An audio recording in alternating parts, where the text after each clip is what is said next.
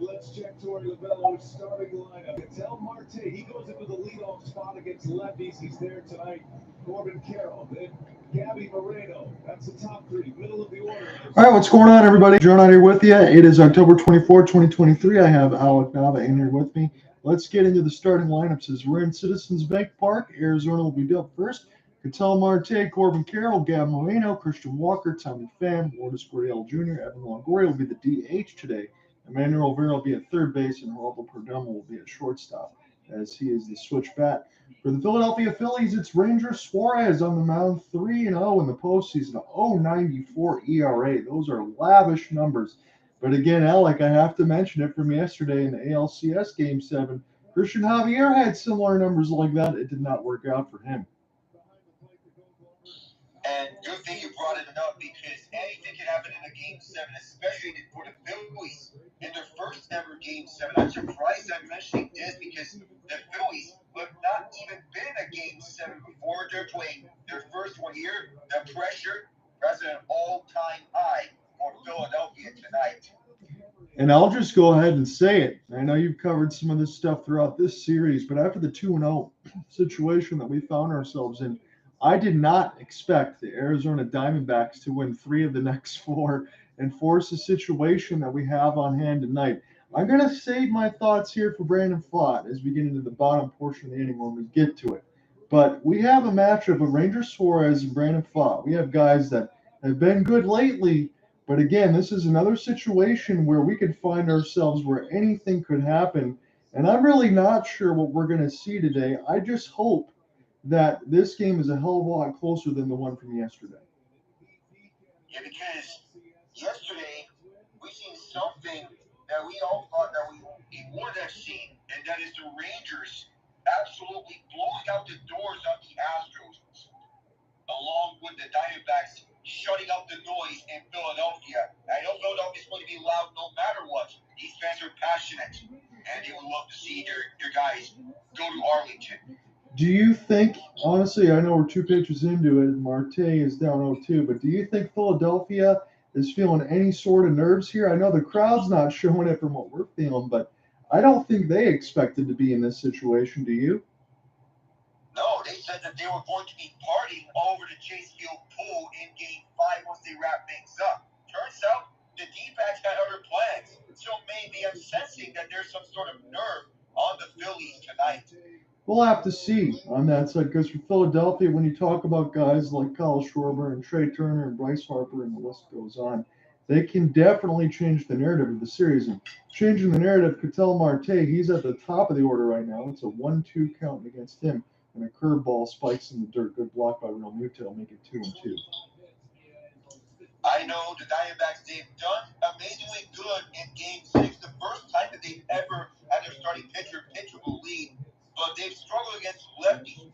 We can see something about Ranger Suarez changing some things up against the D-backs. Good changeup by Suarez. Again, he's been featuring those off-speed pitches early here in the first at-bat. He punches out Ketel Marte, who's been one of the hottest hitters in the postseason. And speaking of hot, how about this? It's a busy night all over the sports with the NBA opening night and the NHL playing 16 games. The Penguins are on the board in the meantime, so we may get some updates from around the sports world. We're going to have a lot of updates because the Frozen Frenzy, all 32 teams are in action today in the NHL. I will save my forward thoughts about the schedule probably on the 4th inning side when we get a break, because I do want to have a discussion with Alek. This Corbin Carroll. I'll put one in the second. This is going to be a tough play in the hole, and Corbin Carroll's speed means Bryson Stott's got no play. Shot at his slide to get that, because that would have been a tough play nonetheless for him. If this went further, you can imagine that Carroll's going to take off and run to second base. But good play by Stott nonetheless to limit it to just a base hit. Yeah, absolutely. He kept that to a single, no doubt about it. And sometimes that's all you can do. That'll be a small victory. Gabriel Moreno, again, this is different from what I saw on the Game 2 side. It's only been one coverage for me now to Game 7, but he's moved up to third in the order. Corbin Carroll's dropped to 2, Ketel Marte to 1. So front-loaded approach here for Torey Lovullo's squad as far as trying to do the damage early. So for me, on the back end, when we get to it with Longoria, Rivera, and Perdomo, we'll see if the bottom of the order can provide that same type of threat. So let's attack quickly. That's the approach that I see in the lineup today. Is a good lead for Corbin Carroll, but Suarez will deliver a strike on a sinker at 93. Perdomo's an excellent bunter. That's what we've seen in Game 6. It was like 4 straight at-bats or 4 straight pitches in which he tried to bunt in those pitches. Lots of speed, so not afraid to play small ball, and you got to manufacture runs. That's what the National League used to do all the time until we got that universal DH rule. So now everything between the senior circuit and the junior is all the same now. So Suarez, I'm noticing early here, as we get a look at Rod Thompson featuring plenty of off-speed pitches, and all of his pitches are diving into the dirt with tons of movement. Again, as you get tired, you might lose a little bit of that, but we'll see what happens here. Gabriel Moreno will take a change up low, and it's 3-1. So far, Ranger Suarez with those off-speed pitches, them hitting the dirt, not really much of the ideal type that you would see of what he had as in mind. No, he's not enticing a swing on any sort of Diamondback pitcher right now. Moreno! That's a solid single in the right field, and they're going to move station to station. So already the Diamondbacks are rolling, just like what they were doing in Game 6, quieting the noise. And here in Philadelphia is what they have in mind. And so far they're doing the same thing as what they did. Just remember, the back-to-back homers from Tommy Pham and Lourdes Jr. That's how to quiet the noise. Yeah, and you would definitely, if you get to that point, you got Christian Walker in the middle of the order, and then you got Pham and Lourdes 5 and 6. If they do that, again, as we talked about in between the NLCS yesterday, it's about spreading out that lineup. So Corbin Carroll does get to third on the single. Diamondbacks got 2 hits. There is 1 out here. And we will see if Christian Walker can come through. Again, he's got that big-time power. As this pitch gets away, but not far enough, Carroll will stay at third. Oh, that looks so close. You got to be very careful there. Real Muto just got in front of it. And Corbin Carroll, I thought, was smart. You don't want to run yourself into an out here. You got a dangerous situation at the plate. You never know how many runs you can put up against Ranger Suarez or even what the leash will be. Again, it's a Game 7. As Alek and I talked about, you can see anything. We didn't expect Christian Javier to go a third of an inning just yesterday. It's the 1-0. Suarez, this is in on the hands. This is going to be a tough turn. Try to get it at second, and that is going to score a run, and the Diamondbacks are on the board. So take it as you will, anything that you can get. And this time it's a sacrifice ground out. People talk about sacrifice fly out. Sacrifice ground out is what I would put it here. I know everyone's going to talk about fielder's choice being the common term. I like to call it a sacrifice ground out because that sends in a runner to home plate. Yeah, it does. And on the side of it, Corbin Carroll immediately goes off contact. He hit it just slowly enough to where it can't be turned. That's what you got to do sometimes. Just make contact and force the defense to move. That's exactly what Christian Walker did. So it's a good job there. We'll see if Tommy Pham can add on. As Alek said, a couple of bombs from Pham and Gurriel kind of got things going in the second inning. Now they're trying to get things going in the first of Game 7. This is in on the fifth. That goes off the bat. So it's 0-2. Little update from Ottawa. Jacob Chitron gets one back for the Senators against the Sabres. The Senators still trail 3-1. 3-1. My goodness. Yeah. I can imagine the Sabres getting out to a little sluggish start, but this is the most exciting offense I've seen. Most exciting team as well. Yeah, and between both those teams, you can score a ton of goals. There's going to be so many updates throughout the broadcast on the YouTube side and the Twitter next spaces. So if you guys do listen in later, listen to this cast on that side, I hope you enjoy because it's going to be fully loaded. There's going to be a lot to do. 0-2, Tommy Pham up against it here. Ranger Suarez needs one, and he gets the punch out, so the damage is limited, but the Diamondbacks do draw first blood. So the D-backs definitely drew first blood here, and speaking of things that we didn't expect, the Toronto Maple Leafs going up 4-1 on the Washington Capitals. Alex Ovechkin has not had a goal in the first 10 days of the season, or should I say first 11 days, but now he has one here. So as I look through this, again, I watched a video yesterday. If anyone doesn't follow the hockey guy on YouTube, I definitely suggest you do that. I always give him shout outs because he does great recaps and work. I was looking at players in the video with slow starts, and you mentioned Ovechkin for good reason. But I also saw Nick Backstrom did not have any points yet on the season. And we're thinking about the primary setup man for Ovi. There you go. But again, when you're talking about the core of Oshie, Backstrom, Ovechkin, Wilson, Kuznetsov. We talk about it every year, Alek, and I know it's a blood rebel on your side, but it's another year where everybody gets a little bit slower. You're not sure. It really seems like the Washington Capitals window is over. And even at this point, I'll say this early in the year, I know the players on the team don't want to hear it, but rebuild has got to be something that's on the mind. And yeah, they don't want to hear it, but it may be something on the mind. But the plan right now for them is to stay in a playoff wild card race for as long as they can with Ovechkin, have him pass Gretzky eventually, and then they can start to rebuild. But definitely the term rebuild has to be on the mind. And speaking of setup, guys, the Avalanche have all 7 shots on the Islanders. One of them goes in, and they have the first goal on the Islanders. So I imagine I want to make sure, yeah, Ilya Sorokin is going to be a busy man. And also shout out to Alexander Gurriel, even though Alex said no work for him yet. He was the second star of the week. He was 3-0, and his save percentage was in the 950s. So you talk about that trade a couple of years ago for Joe Sakic bringing Gurriel to the Colorado Avalanche. I thought that was an excellent move. Gurriel was a guy that wasn't going to get a lot of time because he's Shesterkin in goal for the Rangers. And we don't need to talk about a 1A, 1B to be a top-tier goaltender on a good team. Yeah, he's proved himself last year that he can be a starter on a good team, and he has proved himself to be reliable when needed. So far, no work for him, but with the pace that the Avalanche have been putting up, and he doesn't need to be. Mikko Rantanen with the primary assist on a Ryan Johansson slapper. It's 1-0.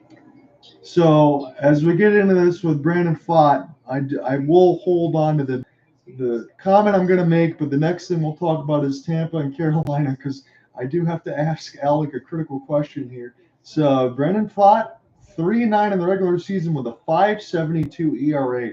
Here's the interesting part for me on this side. When you think about it for Pfaadt, and I heard some of this on MLB tonight between Dan Plesac and Cliff Lloyd and all of them, and they mention about for Pfaadt. They think that he's got the best stuff in between Zach Gallen and Merrill Kelly, and he can absolutely be a piece going forward. He's a very young man in a very big game, and they imagine he's going to do pretty well today. That's what I heard. I wanted to throw that out there.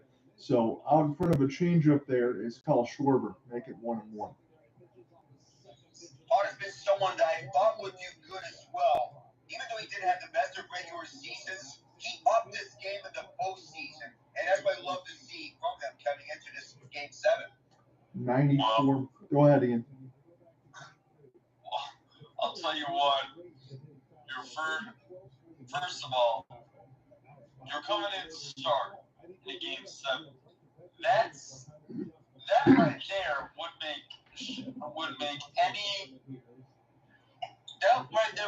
any person have nerves. But then your your game 7 test is against this Phillies lineup, and to start off, you have to pitch to Kyle Schwarber, and then Bryce Harper, and then JT Realmuto, and then Alek Bohm, and you get the picture. Yeah, it's everything up against it right now. But again, Ian, from everything you said, and I agree with you, you got to take it because we didn't expect Alek and I, at least when it was 2-0. We covered game 2, and Philadelphia put up a 10 spot. And for them to win 3 of the next 4 and force a game 7, this is theater, and we hope that it's going to be good. It's got to be better than what we saw yesterday because that was a bloodletting. Oh my God! Yeah, I mean, 11-4. Let's see, 3-2 pitch coming in, and so you guys are a little bit ahead of me on this, but Pfaadt's going to go ahead and set the deliver on Schwarber, and a big swing and a miss there. So you can breathe a sigh of relief. I understand. Again, we talk about the averages for about the 196, but Kyle Schwarber is as dangerous as it gets. Need I remind everybody, 47 bombs, 104 RBI with 126 walks. Yes, he does strike out 215 times the regular season, but the modern day Adam Dunn. But as Ian said, it's not over because it's Turner and Harper here to lead off the bottom of the first. So Trey Turner, big cut on a sweeper at 87. So the off-speed pitches so far for Suarez and Pham, they're being featured well. Schwarber is the true boomer bust hitter. That exemplifies the downside of it, but we also see the upside of it. So one thing I've seen from Pham early on is that this guy's stuff. This guy's off speed stuff, his changeup, his sinker, his cutter, it's deadly. It looks good, Ian. It's the first time, admittedly, for me that I get to watch him pitch, and you're right. If you can complement a 95-mile-an-hour fastball, mix in a cutter and sweeper, I could see the Philadelphia Phillies, even as good as they are, being off balance. Not to mention, I'd like to note the sinker that he threw to Turner. It looks like it was going to the middle of the plate, and then when it finally landed, which Turner swung on, it was inside the strike zone. So long layout here just before the pitch clock violation. Good job by Gabe Moreno. He's going to go out there and talk with his pitcher. So that's a heads-up play there. Yeah, good call from Gabi Moreno. He knows about the pitch clock situation, and he's going for time, heading onto the mound. That basically is a de facto timeout in some sense. So Emmanuel Rivera is going to get the start at third today. Evan Longoria will be the DH. No Alek Thomas. Corbin Carroll will be in center field. Just some minor adjustments for Torey Lovullo's squad. As Phillies fans, the young ones there, it's always good to see them. TBS side, they're showing them. Trey Turner, this is in on the hands. It's going to be a tough play anyway with the speed, but Perdomo will toss it over, and Turner is out, so it's going to leave it up to Bryce here in the bottom of the first. I'd like to give a quick shout out to Emmanuel Rivera. He went over in to trade for the Royals. The Royals got that Luke Weaver. Oh yeah, I still hate management for that trade. Because Rivera is Rivera's a guy with upside as third baseman. So going forward, Ian, you expect him to be a big piece for the Arizona Diamondbacks? I think so, because he's got decent fielding, and at least what I remember in Kansas City last season, his bat was good too. From what I've seen here from Pham, you got Rivera, you got guys like Thomas and Carroll. Look, I know we talked with Alek. Thomas been struggling a little bit, but he's still a really young kid. You got Gabriel Moreno, who I think it can be an absolute fleece job for the Dalton Varsho deal. This Arizona team looks pretty good. So 1-1. Big cut on the sweeper from Harper. That was nowhere close. Make it 1-2. Oh man, Pham can really do it. Yeah. Remember what I said about the sinker? Just change that over to the sweeper. Because, oh my God. Yeah, from what I'm seeing now, I'm going to get ahead of myself a little bit, but Pham got a better pitch selection than Christian Javier did, and I'm not just saying that for a third of an inning. He's featuring 4 different pitches, and they all look pretty good as far as differentials on speed. 95 outside, it'll fill the count. Although that is a danger with Pham pitches, outspeed pitches, though. If he doesn't get the swing, most of those pitches are going to be outside the zone. Which, if the hitters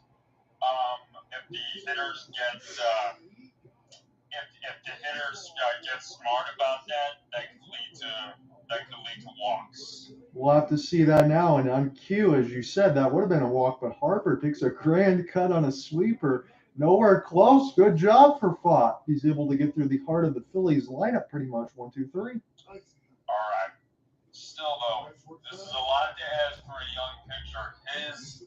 His offense, if they could spot him, if they need to at least spot him a four-run cushion. Because with the power that the Phillies have in their lineup, they can easily close the gap if it's 3 or less. I think so too on that side. Alek, I do want to ask you this question before I do forget it. We were talking about some of the hockey scores, and I saw the video, as I mentioned, players off to slow starts. I know Orlov, a couple points. I think he might only have one assist, but a -10 through the first 6 games for the Carolina Hurricanes. A little bit concerned there, or no? Ooh, -10 the first 6 games. And who's this about again? Dmitry Orlov. Dmitry Orlov. He's who I figured would be one of the staples to this defensive core. The fact that he's -10 in 6 games, I'm a little bit nervous, but that can be fixed down the road. Just a reminder, 2 years, $7.75 million a year, and that's just for 2 years. That's the lower part of the risk. The risk here is that you're paying him for close to $8 million a year, and you need him to get the results that you need here. So far, not like that, but I expect Rod Brindamore to do something here. And by the way, 2 goals for the Buffalo Sabres, Alex Tuck on the power play and Owen Power. And on the Islanders' second shot of the game against the Avalanche, they tied it up. Yeah, there's going to be a lot for us to do. Again, the NHL coined it on ESPN as the Frozen Fury, as all 32 teams are in action today. If it wasn't for a Game 7 side of it, which we had to be on, I think we would be watching all of this. The NBA season is also underway. The Nuggets so far opening up a can on the Lakers. They lead 60-48 almost at the half. I mean, the Nuggets really picking up where they left off last season. They've been a machine, and they're the machine that keeps on going. Rarely any team that you're going to see is going to stop them in any position, and that includes the Lakers. Can I already just say this now? The Jokic is the greatest second-round pick of all time. We can say that. Yeah, I think it's a safe statement on that. The Islanders with 2 goals in 2 seconds. What? You kidding me? What? All right, before we get back into the play-by-play, please let me click on this. I got a lot. I'm on the ESPN side and said, what? 10:01 and 10:03. It's Noah Dobson and Cloud Clutterbuck. My goodness. That's how we win base hits.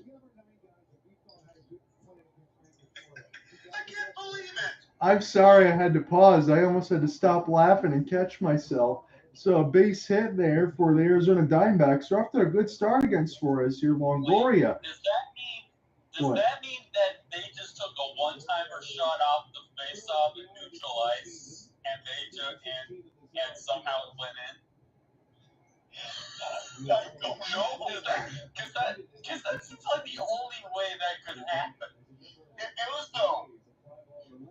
Fly ball, Longoria will be caught for Marsh. It looks like it's reset on the ESPN side, guys. Now I see 1-1. They've erased the one at 10:01. Okay, that makes sense. Maybe some interference. I see it happening based off of the center right and down. That feels so unrealistic. So You could. Quarterback with the goal. False alarm on 2 goals, 2 seconds. Yeah, you couldn't even do that in a video game. No doubt about it. I would have been amazed if that happened. So we get a final score from the U.S. Capitol. The Toronto Maple Leafs, 4 straight goals, 4-1 the final result. All 4-1, all 1-4-all. My goodness, it's a rough start for the Caps. 1-3-1 on the year. I don't know how much better that's going to get. I'll just throw that out there. So, be an opportunity here for Rivera to try to come through with just 1 out in the top of the second. There is a man on first as Arizona did strike first in this game. We'll just give everybody the quick reset. It was Walker who grounded into a fielder's choice. It kind of worked like a sacrifice on the ground, and Carroll scored. Moreno was out at second, but a 1-0 lead for Arizona. As we were pretty impressed with Brandon Pfaadt and what he featured, but it's 1-1 now against Rivera. If this was going with the 2-2-1-1-1 route, we could see a shot at perhaps the home team winning the first 6 until the road team wins Game 7. If that were the case, then I have to say you can only lose so many home games or road games. I really can't believe the splits that we saw in between the ALCS when the road team won every game. Now it's been like this. I don't know what's going on with some sort of home field advantage, but it's been the road field advantage that Alex Rodriguez has coined it as, and he's exactly right. Here's a toss over. Looks like it's going to be an easy one, but no! Gurriel gets in there, they say. Just inches before the tag, and let's see if the foot was on the base just before. I may be questioning that if he got there. Maybe the foot was on base, who knows, but they're not going to count anything. So, Real Muto, he got the throw off in time, but the problem is he hopped it. So it's not challenged by Thompson. So Gurriel, he is safe. The throw got out there quickly. This wasn't accurate enough. He did get the throw right, but just below. Rivera will spit on a curveball. It is bases loaded, and not bases loaded, 3-2, excuse me. What I meant to say was the stolen bases that we saw between the ALCS and the NLCS. I don't know, second base just seems to be free right now. We saw three of those for the Texas Rangers in the first inning against on that side for Christian Javier. This one gets popped up in the air. Bryce Harper's underneath it. So Gurriel will be at second, and we will see who comes through if Perdomo does in the bottom of the order. I want to mention something about stolen bases. I mentioned in Game 6 that if the Diamondbacks were to win that game, they'll have to play aggressive and start attacking the bases through the ground, get those stolen bases. They cannot win anymore playing it safe. They have to be aggressive. This is what they did here. Nice job by them. And you're right about that, because Torey Lovullo said the same darn thing a few games ago. So you got to play Diamondbacks baseball, and that's exactly what you're referring to, as Perdomo will cue it foul. So good point there. And it's 2-0 Tampa Bay in the meantime. There's going to be a lot of those folks throughout it, so brace yourselves with all the updates. I'm watching the Red Wings and the Kraken as well, so we're just trying to give you everything here. It's going to be fully loaded, 0-2. As this one is cute foul near the Diamondbacks dugout. Yeah, we're going to keep track of this full slate in the NHL and the 2-game slate in the NBA in their season opener. So the recent goal, Alex Barre-Bollet for the Lightning. And speaking of the Red Wings, Joe Moreno almost had one. Man, that would have been crazy if he had 4 goals in the last 3 games. Perdomo will put that one fouled on the left field side, and we'll do it again. So we thought we might see this, Alek. Already activity in the Phillies bullpen. It's Jeff Hoffman. And one name that I want to keep track of, Zach Wheeler. He could be an option because Game 7, it's all hands on deck. I agree with you. From what we saw from Bruce Bochy with Jordan Montgomery, I wouldn't put that out of it. Perdomo, this will go to Turner, able to settle this in his glove, and the Diamondbacks are turned away with Gurriel at second, so Suarez does the job. Now the only thing left to figure out is if Pham can do the same thing he did in the first. That's what I wonder about. If Pham can do the same thing and carry on this momentum. So far, it's a first inning no-hitter. But a complete no-hitter through 9 innings is very rare to achieve. If he can do that against this lineup, considering the stakes for the young man, that would be absolutely spectacular. Again, we'll just go ahead and give you some of the score resets that we see right now. I see the Devils and the Canadians. Canadians are off to a 3-1-1 start. Pretty good so far, even though they lost Doc for the season. I'll go ahead and give you the score reset on that. So Alexander Holtz gets his first at 13-24 from Timo Meyer and Dougie Hamilton. And Justin Barron for Michael Bolzera on that side. It is a 1-1 game. Who is in net so far? It's Caden Primo for the... Yep. Caden Primo, he looks sharp. And the prospect that the Canadians wanted him to be, he made a sensational save on a 2-on-1 by New Jersey that robbed Jesper Bratt of what would have been a surefire goal. I have to ask this only because of the last name. Does Primo share some of the same bloodlines, or is it just completely unrelated? It's funny you ask, because Primo would be Spanish for cousin. I'm sorry. I walked right into that one. I didn't even know. Yeah. Hey, John. Yeah. One thing I wanted to know, and this was a surprise to me when I looked at, because the last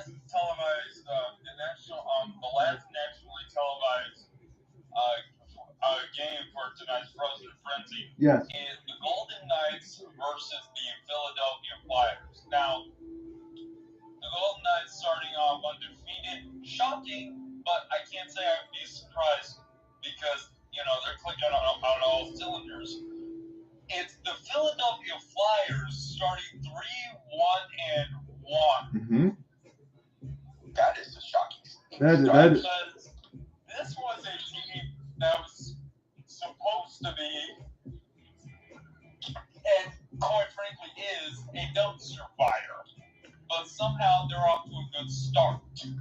Ian, I agree with you completely. Same thing happened to the Flyers last year, and then they completely fell apart. So we'll have to monitor that and see if it continues again the same way, or if they can keep the hot start. I know the question on the NHL Tonight side is, again, everybody's in action. You got 3 undefeated teams with the Bruins, the Golden Knights, and the Avalanche. Do any of them lose tonight? I'm going to go ahead and say no. I may be seeing something on Alek Vision. Alek Vision is ahead of me. So, boom! He'll deliver on the left field line. We are tied. Alek Vision on the man named Alek. How about this? This is a perfect storyline here in this second inning. And what normally we would be calling a Schwar bomb or a Bryce Harper bomb, it's an Alek Bohm shot to deep left field onto the first level. Amazing. A tight home run. And Ian, I want to say too that you called it a little bit on that. Said you watch for some of those pitches to miss up or miss some of the breaking balls. And Alek Bohm put a good swing on it. He didn't miss it. Swing, no miss, all air, nothing outside, did not miss. Yep. And this is why it's important when Pham gets through these innings.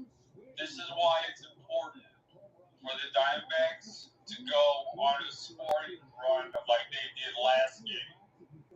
Because this pitcher is going to need a lot of help with the power that's in this lineup. One mistake, and we just saw what happened. I think you hit the nail on the head. I'm really happy to be joining this broadcast with both of you guys. This is a loaded NHL side of it. We got the NLCS, we got the NBA opener, so there's going to be a lot to do here. And I know Alek Vision with Alek Bohm, you really can't do much better than that, as it's an opportunity now for JT Realmuto. I've already had more laughs than I even expected at this point. So number 6 in the order is JT Realmuto, and then you got Nick Castellanos on the other side of it. So 1-0, and a fastball will miss outside, so the count rolls a 2-0 against JT. You speak of guys wearing number 8, Nick Castellanos, he needs to turn things around because he's 0 for his last 18 after having 5 home runs in 3 games, dating back to Game 3 against Atlanta, and that last home run in Game 1 of the series.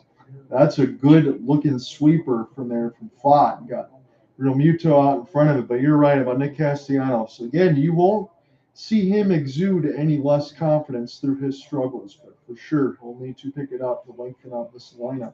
Another change up out in front is Realmuto, make it 2-2. I want to stick to the topic of guys wearing number 8, Cale Makar, 2-1 Avalanche from Mikko Rantanen. And at halftime between the Lakers and Nuggets, it's 63-54 Denver in their title defense. 2-2 pitch.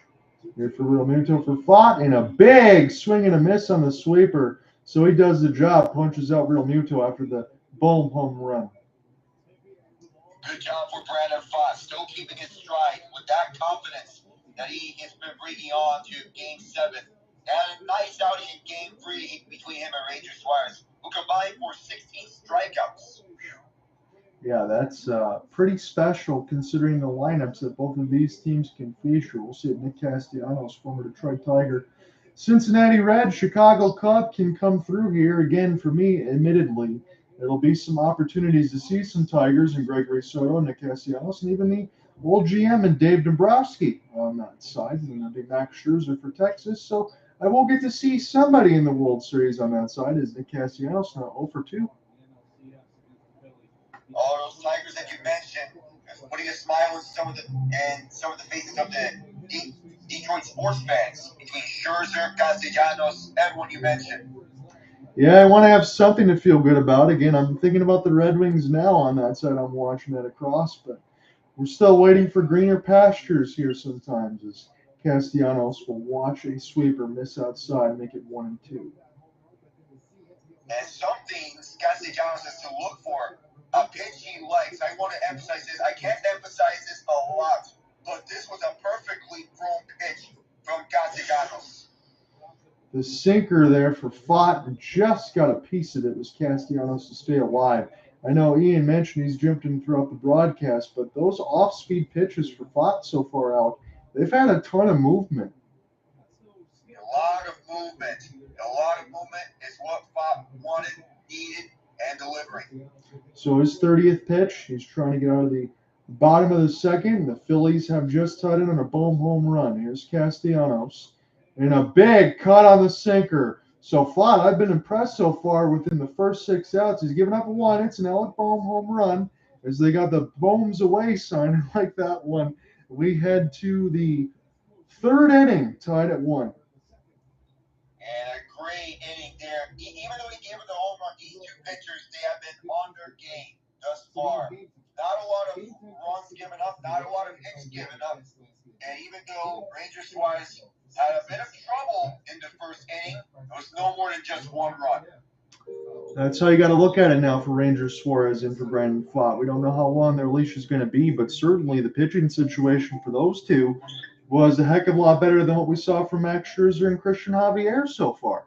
A lot better than what we have seen from those two guys. But I want to point out something funny here. The Astros were on the losing end of both series that had the road team winning all 7 games. And for the winning team, the starter in that game 7, Max Scherzer. Yeah, how does that work? Because there's just certain things you can't figure out as far as all of that. I want to look at this in between the Kraken and the Red Wings. I just want to see who's in net. Again, we're scoreless, but 9-18 on that side. Can the Red Wings start the season 6-1? The funny thing is, when I mentioned with the schedule, now people are going through and saying, well, these teams aren't very good right now, and Detroit's schedule isn't very difficult. I laugh at that because when you open up the start of the year and between the first 13 games and 11 of them made the postseason, and then you want to go ahead and say now that the first 3 games are not doing so good, I think you're on the wrong side of the storyline here. But Willie Husso saved the first 9. Joey Decord gets the start for the Kraken. So Phil Grubauer struggled a little bit. We knew Joey Decord might be the backup side of it because for the Coachella Valley Firebirds, he did an excellent job on that side against the Hershey Bears. So he's got the backup start today, and he's done well. And even though the Coachella Valley Firebirds didn't win all those overtime games in the Calder Cup final, and he lost all 3 of them, he's still on his head there with 2 shutouts in that series. So he was not the issue for Coachella Valley. And signs point to him being a nice backup for Philip Grubauer. By the way, Jason Robertson ties the game in Pittsburgh. A smooth backhand glide, and he puts it right by Alex Nedeljkovic. So that's going to be, I think, Robo's first goal of the season. That counters what Brian Rust did with Jake Getzel and Sidney Crosby. Again, I want to make this mention, and I know it's kind of a backhanded thing, but it is funny. It is crazy when Kyle Dubas trades for Erik Karlsson and the team gets younger. and you trade away all your bad contracts in doing so. Yeah. Between Michael Granlund, Jeff Petrie, and Casey Smith. How does that happen? No, it's good work there for Kyle Dubas as they're trying to make sure they get one more run with that core. So we get to the top of the order for the first time again. We circle around for the Diamondbacks. Ketel, Marte, Corbin, Carroll, and Gabriel Moreno will lead it off in the top of the third. It's a 1-1 contest. So what about a sacrifice work there for Christian Walker to drive in a run? Alek Bohm hit a home run. That's your reset so far as Ketel Marte is up in the count 2-0. You get a look at Rob Thompson. I thought it was a great shout-out from the MLB Tonight crew yesterday to talk about it in between Bruce Bochy, Rob Thompson, and Dusty Baker. I know some people would use the term old heads. I wouldn't. I'd say it's a lot of experience in there, and it's good to see those experienced managers still being valued, Alek. Yeah, experience truly matters no matter what league it is. To bring Bruce Bochy out of retirement and get him as your manager, that's a huge plus for the Rangers. Yeah, I can't imagine being out of baseball on the side of it for the last couple of years. You're pretty much doing whatever you got to do. You get the call up, you get the situation. I would take it too on that side. So you get a defensive swing from Ketel Marte, makes it 2-2. Suarez will get the sign. An off-speed pitch, and he reached for it, did Marte, but he will stay alive. I want to talk into the topic of managers because we've seen some news and some speculation of this year will be Dusty Baker's last, and also in the West Coast, Bob Melvin is leading the Padres to go to the Giants. Wow. That's crazy to me that Bob Melvin would leave with all the talent that you have, because the Giants, we know from a couple of years ago, they won 100 games before they lost in the wild card when it was one game back then against the Dodgers. But I still think the Giants are working their way through some things. So maybe Bob Melvin wants to go more into a rebuild side and build with that team maybe. Perhaps to get that team going.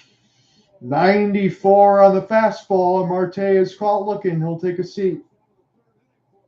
Good swing and good throw there for Rangers Flyers to get him out, because Marte is the most dangerous batter on the D-backs lineup. If you can punch him out, you've done yourself a favor. I'm going to go ahead and say it now, Alek. I know it's very early, but so far I give the thumbs up and a gold star to both Pham and Suarez. This is refreshing to see a game like this so far. I'm not going to lie to you. And it's refreshing that we see an actually competitive Game 7. Not like the ones that we've seen before, between last night and the Devils and Rangers. Oh, man. You're making me think back to that broadcast. I got actually upset during the broadcast because I just seen the Rangers get completely housed. And it wasn't even a situation where I wanted one of the two teams to win. I just didn't expect that to happen. Yeah, me either. I mean, dude, after Rangers all lifeless in the game? Are you kidding me? Corbin Carroll, that's a jumping opportunity there for Trey Turner. Can't get it. So Carroll off to a good start. He's got a single, and he's always a danger to steal it back. Always is, always will be. And is likely NL Rookie of the Year. Whenever he's on the bases, he can definitely strike at any time. You have to pay attention to second base now. You do. And again, from what we talked about in the NLCS Game 7, when it was just a host for the Rangers, they've already seen one of those today for the Diamondbacks. And as you said, Troy Lovullo loves to have these guys run. As Gabriel Moreno, just make sure that that's a ball. I'll take it. He was 1 for 1 with a single, 275, 3 bombs, and 8 RBI in the postseason. His regular season numbers, not a ton of power, but he did hit 284 with 50 RBI. Christian Walker is on deck. This could be a double play situation, but it would be really hard to turn against Carroll. But Suarez will use a disengagement. It's very hard to turn against Corbin Carroll, especially the speed that he provides. So you have to react quickly if there is a double play situation in play. I think, honestly, we're going to see two of the fastest players in the league in Trey Turner and Corbin Carroll in this series. His fastball is way high, and it balloons to 2-0. So Alek Vision might have something for me here. Again, I'm just happy to have you on the broadcast. They showed a shot of Jeff Hoffman trying to get warm. Big lead off for Carroll. He takes off. Is he going to be picked off? And what's the call? He's safe. This looks awfully close, but the foot slid right down just before the tag was made, and Carroll sliding just in time. He was surprised he had to jump up to make that catch. He felt like it was off balance. That throw. So he gets the toss over to Harper, and yeah, you're right. He had to jump and make that catch. That could have been dangerous going to the outfield. Not too often as we get a great camera shot of a jumping tag attempt, but Carroll got the foot in there. Not too often you see a toss over, and the runner's already there. He's halfway to second base. Carroll's too quick on that one. He's very quick with his feet. He's always in a threat to get a full base. 2-1. Now the double play is out of order. We see Moreno come through. He hits it hard, scolds it down the left field line. Thank goodness for the Nets over there. It's 2-2. And something of note, the Diamondbacks stole one base through first 5 games of the series. Right now, he's throwing 6. That's a complete turnaround, but we know the Diamondbacks can do it. They have the foot speed. Suarez trying to get out of this with limited damage again. And a huge cut from Moreno. Can't be held into the glove for Real Muto. It's a foul ball. So both the Diamondbacks and both the Phillies on these off-speed pitches from Suarez and Pham have had to reach, but they've been able to just get a piece of it. And I don't even know how Moreno did, to be honest with you. I don't know either. Because it looked like it was going to be a swing and miss from what we've seen. But no, I don't know about the decision. That looked like a phantom one. This one is way down the line. It was going to be a big-time ball anyway, but Moreno will offer it. So Suarez, we knew the leash wasn't going to be long. He's not pitching poorly at all, but he's had to make a lot of throws here. Again, you want to be at 15 at most per each part of the inning. We're on the top of the third with 1 out. So 2 1/3 innings completed. He's at 46 pitches already. And we'll see, because Moreno is giving him a fight now. Is it still 2-2? They'll deliver. This is chopped. Carroll will stay right where he is. They'll make the toss over from Turner, and Moreno's out. So they don't get the double play because of the stolen base by Corbin Carroll. So that changes up something of the game plan by Rob Thompson as we get 2 outs here in this 3rd inning. So perhaps we need to see the game plan and the adjustment that they're going to make. Yes, we do. And they're going to see if they can make another adjustment on Christian Walker to force him to get another slow ground ball to the third base side. The good thing for the Phillies now is that there's 2 outs, so it's not going to score them a run if it happens again. We did get the side. I'm going to go ahead and hold my comment as this is caught by Harper, but we did get the aside that the World Series will start at 8 o'clock on that side. So as I mentioned yesterday, probably about 8:07 first pitch. And between whoever's going to play against the Texas Rangers, we go to the middle third, it's 1-1. Here's a storyline that I want to share out in NHL Frozen Frenzy. There was a 2-hour delay in Nationwide Arena because of a power outage in Columbus. They had things fixed up along the power outage. So Ducks and Blue Jackets got delayed from 6:30 to 8:30 in their start time. I saw that on the social media side. It didn't say what caused the power outage, but the way that it was set up at the Frozen Frenzy, and it's a good point by you, it was kind of like a 15-minute delayed start time, whether you're in the Pacific, East Central, whatever it is on that side. But to delay enough between all these games, so if you have the package on ESPN Plus or Fubo or wherever you're watching everything, you can kind of flip in between all the games, and you'll see some sort of action, so you're not caught doing intermission. And we'll keep you updated throughout the night because it's a busy night of sports between Game 7, the NHL, and the NBA. So if we didn't have a Game 7, and let's say we broadcasted today, Alek, what do you think we would do? Do you think we would just take the 16 games and kind of just do some play-by-play between all of them? Perhaps we could do a little save you from the ESPN Plus stream Frozen Frenzy, or perhaps the 2 NBA games if we're splitting beauties. Yeah, no doubt about it. There's so much going on right now. I will save my comment for the 4th inning because I did want to ask Alek a question as far as this NHL schedule tonight. But we'll get through the 3rd here. We'll see what happens with Pham. This has been again, refreshing game that we've seen so far in Game 7 in the NLCS, just because it's been competitive. Alek mentioned it between the hockey game last year alongside Ian. We had the ALCS game before. We had a Game 2 NLCS on this side. None of these have been particularly close. I've always had to give Alek my deepest condolences and apologies because love working with you on the broadcast side, but we just need to see something competitive. And thankfully, we got that right now so far. Thankfully, we finally had a competitive game because throughout the past times that we worked in the postseason championship appearances throughout any league, we haven't seen anything competitive. The last time we seen something competitive, say, that may have been Game 1 between Dallas and Minnesota, the double overtime game. You nailed it, because that's what I was going to say. That's the last one that we worked that actually was. I mean, it was so close, and all the drama, all the tension started out because Joe Pavelski about his injury, because that was scary. Oh, it was. And it's amazing to me. I know is not the fastest guy, but best hand-eye coordination in the world, bar none. And bar none, he's We'll play this out off a hop as Brandon Marsh will get a base hit. The bearded one gets it done. He is very excited with that as Tommy Pham had to play that single on a hop. Just placed it perfectly right short of Tommy Pham, and to make sure that he doesn't get that. So it'll be an opportunity for Johan Rojas. Again, I hadn't had a chance to see him in a while, but we know that he'd been struggling. At one point in my notes, it was 2 for 26 with 10 strikeouts. We'll see if he's improved on that at all, or even if Rob Thompson's going to engineer a bunt opportunity, and he actually did, but he bunted it foul. He's more known for defense, and that's what Rob Thompson values in his young center fielder. Yeah, and again, I would think for Christian Pache, the former Atlanta Brave, he's able to provide that, but maybe not so much, not even over for Rojas. Again, we have the first 8 hitters. I could understand that, but if Rojas is going to get this done, he's got to sacrifice with this bunt.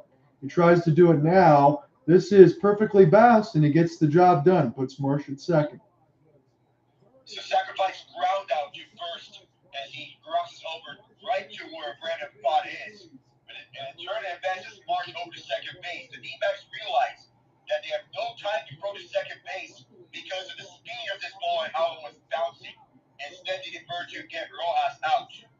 Yeah, make the smart play. That does open a possibility. Again, Schwarber did punch out, and he's very prone to those. It opens the possibility to walk somebody. Even if you go after Schwarber and you're successful, you might be able to get Turner, but then you got to deal with Harper. So Pfaadt is always going to be in hot water here because of this lineup, regardless of what he does. But he's looked good so far, 0-1 against Schwarber. He did punch out to begin the game. And Pfaadt now 35 pitches into his day as he gets the look and check at Marsh. We'll get the sign from Moreno and deliver. A big fastball, and this is fouled straight back. Make it 0-2. It's always going to be tough against this top three of Schwarber, Turner, and Harper. And you have to account for everyone else. Got the guys who can be hot or cold, as has been seen throughout these last 2 series. And don't forget Brandon Marsh, who can really deal it. Absolutely. I mean, this lineup is deadly. Even if someone's going through doldrums, you expect somebody else to pick it up. And the Phillies have been stacked. I mean, this is a better Phillies team than the one that made the World Series last year, in my opinion. Would you agree? Yeah, I'd say so, because you go out and get Trey Turner to boost that lineup and to boost the offense. That's a big plus. So 1-2. Schwarber's up against it again. Pfaadt delivers. That's a good-looking sweeper, but a good eye for Schwarber to lay off. And though Schwarber, he looks for something here, doesn't take a chance on that because it was way off that time. Good decision. Winner take all games. Schwarber 7-13, a couple bombs and 5 RBI. 2-2 is the count. Oh, we got the call on a sinker. Whoa! And Schwarber is punched out. That is as beautiful as it can get for Brandon Pfaadt. You had this one fit just right on the line. It's as perfect of a pitch as it can get. There's no better pitch than that. I just want to go just an inch or two on the line. I've been very impressed with the young man so far. Again, the things we heard about in the Open, I mentioned MLB tonight. They mentioned Fox got the onions. That's what David Ortiz likes to say on the Fox side. But he's got the ability to be able to pitch as a big gamer. And if he keeps this up as the Diamondbacks move forward, I could see him being a numero uno in the rotation. He could be if he can get up and get some more of those Ks. Turner, toss over. Pfaadt, another strong inning as the Phillies get turned away quietly. After 3, we're tied at 1. Good effort from Emmanuel Rivera to throw this one all the way to first base. That is not an easy throw to make because look at the distance on how to cover on that infield. You have to throw it all the way across. And so far, a good inning for Brandon Pfaadt. So, Alek, I want to ask you this, and I'm not trying to rain on the NHL's parade, but we have the Frozen Frenzy today. 32 teams, all 16 teams are in action. And I know Gary Bettman can't account for possible Game 7 situations that the NLCS can bring, so I'll give him a pass. But I don't know why you would have all the teams playing on a Tuesday night, even with the NBA season opening. Why wouldn't you not do something like this on a Saturday? Because on the Monday side, we only have one game. On the Wednesday side, we only have one game. For those that want to watch hockey on a different side of it, they don't have the options. But on a Tuesday night, when there's direct competition in front of it, it just doesn't make sense to me. Because the NBA is, of course, going to dominate headlines. It's Mm-hmm. obviously the bigger sport in the United States. And with the NHL, it's a bigger sport in Canada than it is for the NBA in comparison. To have 16 games all at once, it feels like something is really off. I'm glad that you agree a little bit on that side. I didn't want to try to butt heads on it because I know we're like-minded, but that just doesn't make sense. And then let me take it a step further. When you have the American Thanksgiving, I know it's different in Canada on that side when they celebrate, nothing like that overseas. And the Thanksgiving time, you have NFL football games. You have 0 hockey games on Thanksgiving. How does that work? And you have 3 NFL games, with the Lions and Cowboys, of course, being the host. Mm-hmm. They have 4 other teams of a rotating third host, being that one of those 4 teams. I just don't know how it works because, of course, the NFL is going to dominate headlines in Thanksgiving Day. Yeah, they will dominate some of that stuff, and I agree with you. But you'd still, on a Thanksgiving side, you would think you would showcase some hockey as people will want to go ahead and watch. But I don't think you take 16 teams, you don't put them on a Tuesday night. You want to do something like this again, which I know Gary Bettman wants to do, and what ESPN wants to showcase. I think you're better off doing something like this on a Saturday night. Saturday makes more sense. If you want to televise to a nationally televised audience, an ESPN Frozen Frenzy, their edition of NFL Red Zone. And good thing that Scott Hansen gave a nice text and a sign of approval to John Buccigross, the head of NHL Frozen Frenzy.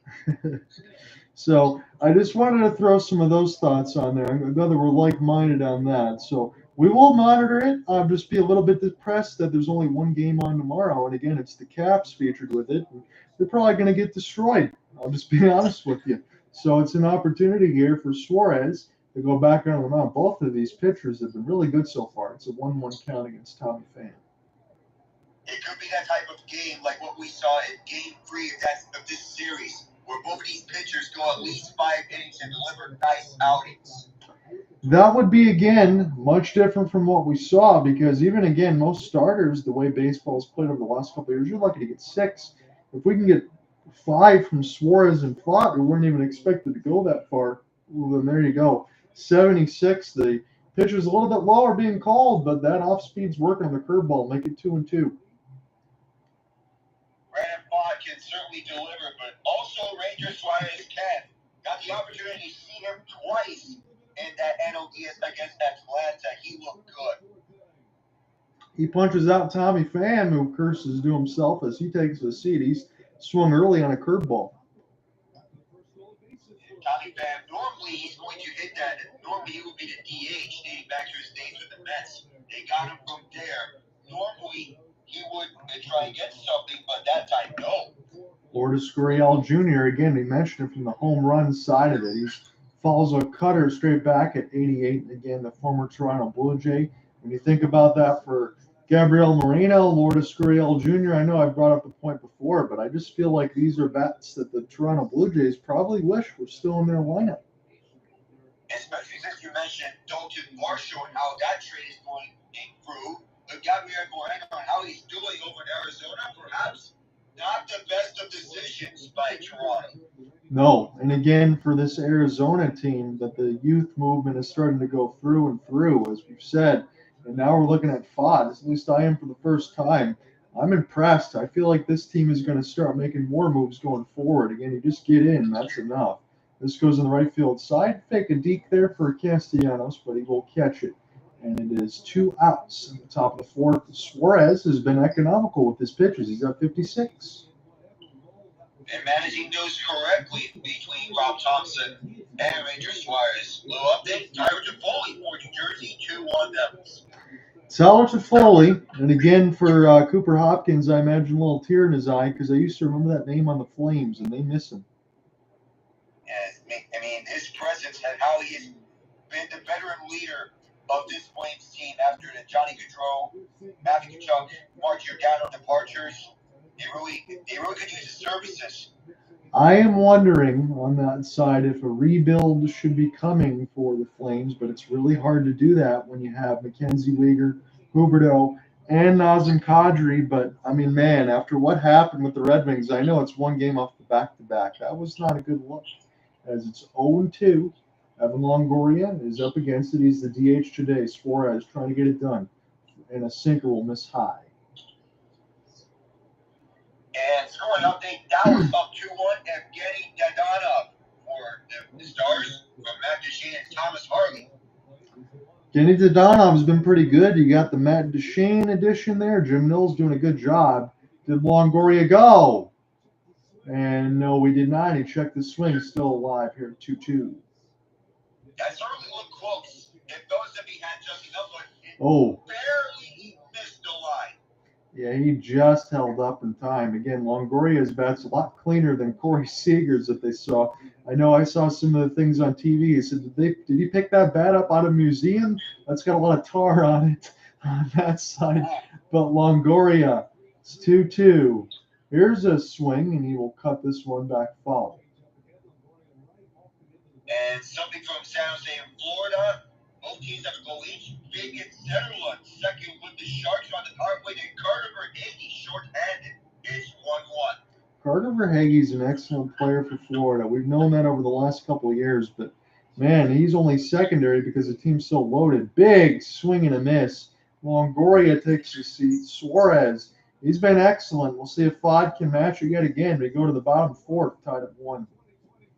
I love games like these. Tight, contested games, especially in Game 7s, that can go down as all-time classics. Some questions I want to bring up. The Red Sox and Yankees, 2003, 11 innings. Braves and Pirates, 1992. And it broke my heart to see about that two-run RBI double that won it for the Braves. The Pirates leading 2-1, entering that last throw. And then the two-run RBI. If I was alive by then, I'd be heartbroken too. Yeah, there's a lot of heartbreak as far as what sports can bring you. But as Alek and I said on this side, it's pretty nice to see a game that's close. If there's going to be some intrigue, you just want to delve into it and see what you can find. But if you're a fan of sports on any side, there's going to be some fandoms, and it's not always fun, but that is why you watch, because anything can happen. I see the Columbus Blue Jackets have scored. They say that Emil Benstrom is a little bit gun-shy shooting it, but I guess not. He scored on the power play as first of the year from Ivan Provorov and Adam Fantilli, who's got his second assist. Elvis Merzlikins, who's really got to get it going, has stopped the first 6. And Lucas Dolstall has stopped 11 out of 12 for the Ducks. I love to see Lucas Dolstall get more and more opportunities with Anaheim, especially the whole unknown about the answer to what is the end of the John Gibson saga going to be, because it seems that there's no end to it. I would love to see Dostal step up in situations like these. Benstrom, that was a Patrick Limey one-timer shot. Limey would for sure be proud of that. Good, because you need that for Benstrom on that side, build up his confidence from everything that I've heard. We mentioned, I thought that all of the undefeated teams would stay undefeated, but Kyle Palmieri's got other ideas. He ties the game on the power play for Matthew Barzal and Noah Dobson. It's 2-2. The power play has been a weak point for the Islanders historically under the Barry Trotz, Lane Lambert era. I'll have to say these two because Lambert has long been assistant of Trotz. It's been a weakness, but if they're going to turn things around, it has to come for moments like these. And you have your big name guys step up. And you big Bo Horvat and Matt Barzal. These two have a nice chemistry. There's small sample size with one another, and they want to get back to full strength. I do want to just adjust the league setting for a moment because, surprise, surprise, my friend Mr. Alek Nava, Nikola Jokic already has a triple-double in his first game, 19 points. He's got 13 rebounds. And no, he's got 5 assists. So, again, I apologize. Thought it was a triple-double. I was looking at the total side. But he's working his way. 19, 13, and 5. He's got the double-double with 8 out of 17 as the Nuggets are up 80-69 in a good play on the other end as you check back in for Tommy Pham. But Nuggets are up big, 80-69 so far. We're getting close to the fourth. Nice catch by Tommy Pham to get low for the catch. That's basically one of the hardest catches you have to make as an outfielder, because when you see a line out, you have little time to react. And that time Pham did react, got low, held on to it. Nice work. Yeah, that was a nice catch. That's my fault on that side. Looking at the box score, almost missed something great. He made that catch on one knee. As Alek Bohm, his last time he was up, he hit the ball out of the ballpark. Again, we get a really good look at that from the TBS crew, and Bryce Harper hit it hard. That was just a great play from Pham. Again, he's normally the DH side. He gets in right field and made a great play, as Bohm will follow it away, make it 1-1. This means the Diamondbacks answer to the Bryce Harper situation, because Pham is not normally a right fielder because he's normally a DH. Harper's normally a DH as well, and he gets inserted to first base because of the injury to Reese Hoskins. But both are holding up well at the hitter positions. Yeah, that's a great call by you, and I completely agree. You want to be able to get defense, again, for guys that don't normally play those spots, and they look like they're right at home. And Brandon Pfaadt, again, for what I said, is how economical Ranger Suarez is. Pfaadt is about to only throw pitch number 45, trying to get around Bohm. And the 93, man, that one was closer, although it was off the plate, and he does not get the call. 3-1. All right, the Blackhawks score or Tuesday. The Bruins are challenging a Connor Bedard goal for offside in the meantime. But the Oilers, they're on the board first. Evan Bouchard with goal number 2 on the year. I'm going to go ahead and look at those updates. I do want to mention, as Bohm walks, Taylor Hall, I guess he came back a little bit too early. He's going to be week to week as he re-aggravated an upper body injury. And wonder what is the specific of the upper body injury, because whenever they list upper body or lower body, they usually don't go to specifics. No, they don't. Again, I always would hear that from the scouting reports from other teams to not know what to target, but it is a pain in the you-know-what. If you had fantasy teams, I don't. But if you want to know who's going to be available and who's going to play, that makes it a problem.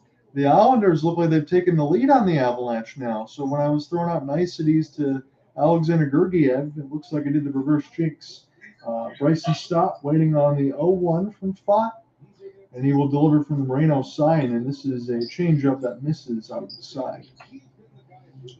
And his replay review is going to take a while here in Chicago, because whenever I'm seeing this replay, John Beecher looked to have forced this offside on Andreas Athanasiou. We're getting the call.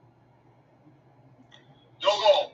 So no goal in that for Chicago. So Connor Bedard is held off the board for now. I will leave it like that. Bryson Stott will string through it. It is 1-2. Again, after this broadcast is done, just a little light work as far as football picks. I did get a game yesterday with the Minnesota Vikings, so I didn't go 0 on that, so I didn't get bageled. But I will get that done early. I will get some of the World Series notes done early for tomorrow. And then Thursday will be an off day to spend some time with the fiance, and then we'll get back into it for Friday with Alek and I, Friday and Saturday for games 1 and 2 in the World Series before we just take the break Sunday, watch some football, and then go back into it again. This should be good with the World Series. I'll cover most of it. Alek might have to get through on the other side and clean it up depending on when the games are played and what days. But I should probably get to the first 4 or 5 games as we continue to press on between a loaded NHL schedule, a opening night in the NBA, and Game 7 of the NLCS. So just stay tuned. We've got you updated. I've been trying to roll through all of it. It's 1-2 against Bryson Stott. He's 0-for-1 with a flyout as Pfaadt's trying to continue to get through this here. Maybe even get a double play. There's a good cut for Stott. Is this going to split the gap? Yes, it is. And this could be an opportunity. Arizona trying to get this in quickly. Bohm is on his way home. And a great play for Stott. It scores Bohm. He splits the gap, and the Phillies take the lead. I know how hungry the Philadelphia is in getting over to the World Series. This may show said hunger. Splitting the gap for Bryson Stott and setting Bohm running from first to home. This is some excellent work from the Phillies players in this tightly contested game, and scoring just a third run here. Normally, you would expect the Phillies runners to go in bunches. It doesn't seem like that against a pitching staff like Arizona's.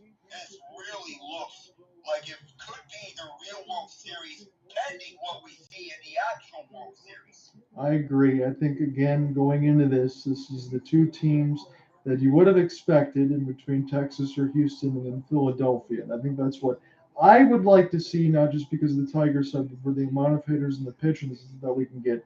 If Arizona does make it through, well, then full credit to them. And it's going to be fun regardless. But I want to see the two heavyweight lineups go against each other and the pitching that they can provide. And Bryce Harper was pumped, and I love to see it. Very pumped. I love to see that from Harper. Someone who deserves a ring is him. Yes. By the way, we have a goal here in New Jersey. It is Nico Ishier, who led it awkwardly before. He is back and getting goals. So the captaincy gets it done as the Devils take a 3-1 lead on the Canadiens. They're off to a good start in Montreal. The Devils trying to go 3-1-1 as well. Here's a shot. This is going to get past the third base side of Rivera. Here's a throw, and they're going to deke this one back. It goes wild, but they will stay at third base on that side for Real Muto and Stott. And Pham is starting to get into a little bit of trouble here. There was a meeting, and on the mound just before this previous at-bat, Torey Lovullo is going to have to keep a watchful eye on his young arm. And a throw went off the glove of Perdomo as it went right back to first. Stop. Thought about running to home plate. I think the third base coach said, stop. And Stott did stop. I don't mean to put in some tongue twisters. I know. But he did get back as this went off the glove hand of Perdomo. Yeah, it went past Rivera and Perdomo on the throw back. That could have been crazy. Castellanos trying to deliver in a big moment.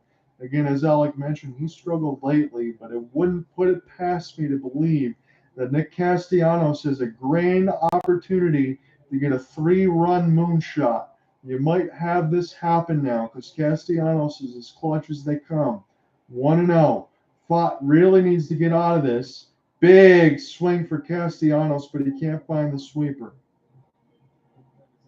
And he needs to find his stride because he's 0 for his last 19 when you include that first at-bat sequence. Not what he was looking for.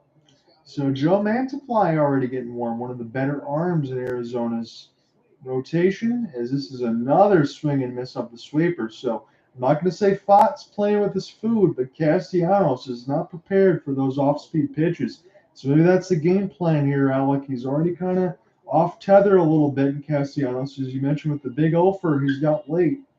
And we'll see if they go with another off-speed pitch. Castellanos got to make an adjustment here, 1-2.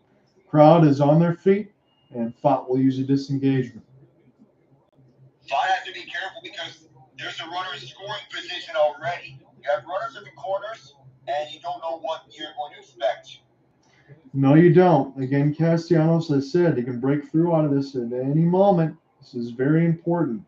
Here's another swing and a miss. Castellanos accepts the invitation. He punches out. 0 for his last 20.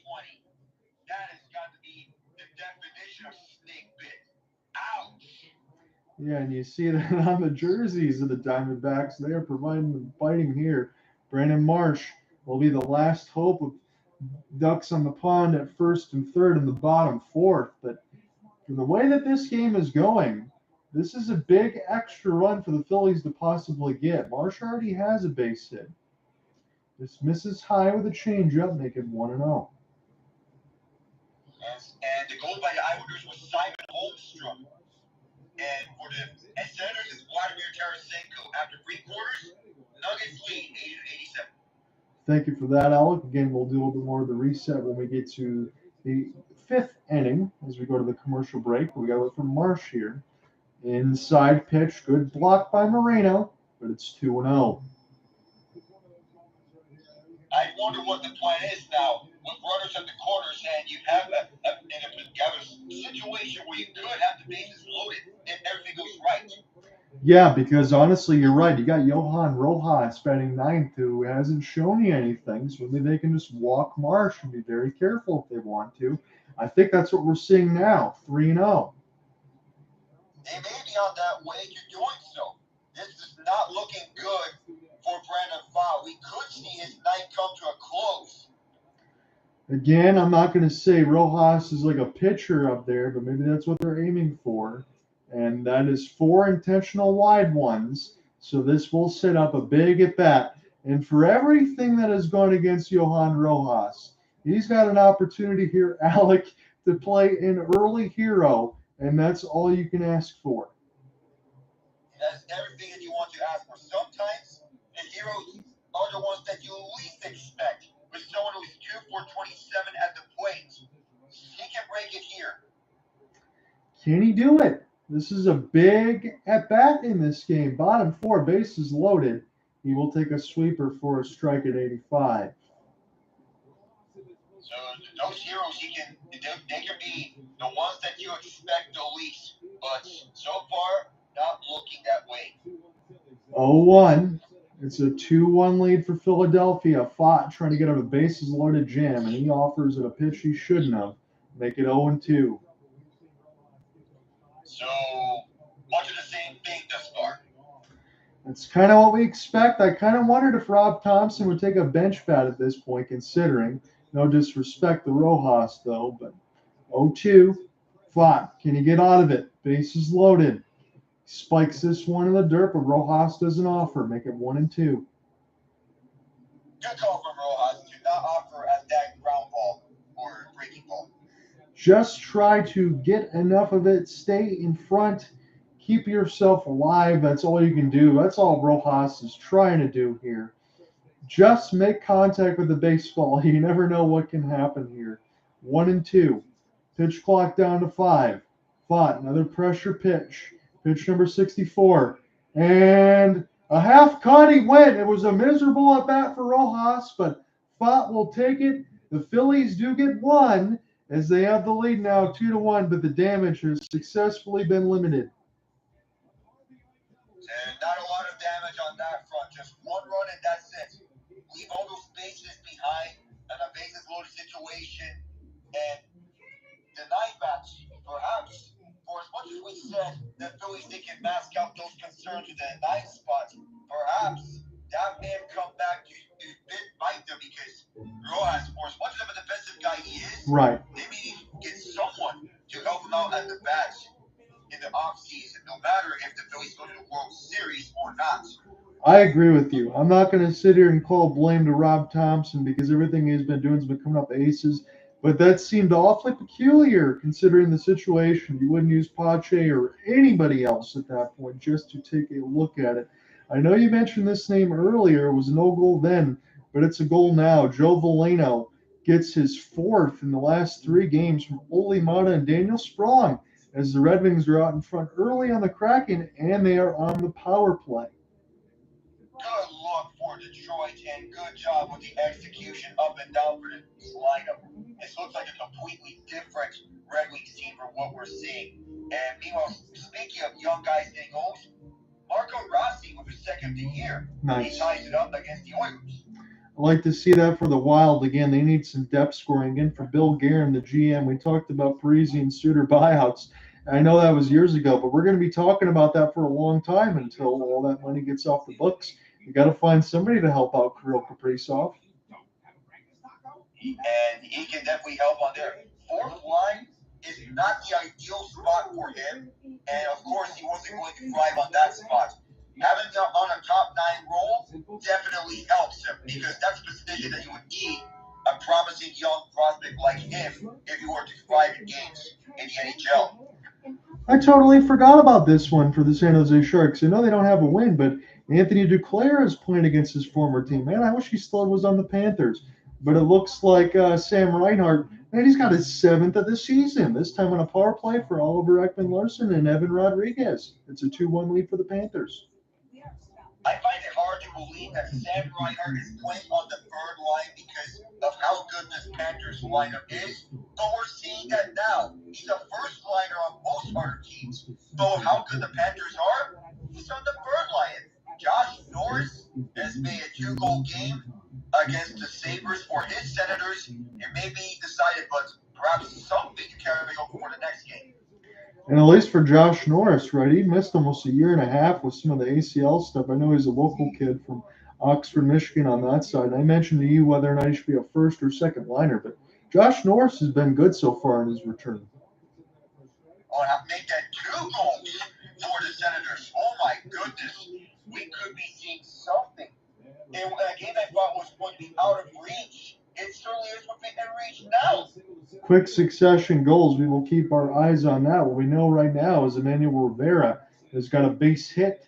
He is at first, so Ranger Suarez still out there. Again, no complaints from me, but he's 64 pitches into his day. This has been a hell of a matchup between two teams that honestly you can't really split the difference on right now. Either one of these teams looks like they can go to the World Series at this point because this has been a well-played game. Yeah, it's been so evenly matched from the pitchers throughout this game. And with this discussion between JT Realmuto and Ranger Suarez, perhaps there may be something popping up. We could say, we discussed this yesterday about Max Scherzer's ceiling being 75 to 80 pitches. That could possibly be his ceiling here. Yeah, for Ranger Suarez, I definitely agree with you on that side. For Jeff Hoffman, this is the third time we've got the camera shot. How many warm-up pitches are going to make this guy throw? He's going to be tired by the time he gets on the mound.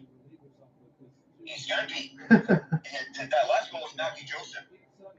Matthew Joseph is a guy that was an absolute pain against the Red Wings. They had to play against him a couple games. It's a 5-4 game now as the Sabres just trying to hold on at the Canadian Tire Center. Perdomo offers bunt. This will go straight back foul. And Perdomo, he's known for those bunts, and he can definitely deal it with it done.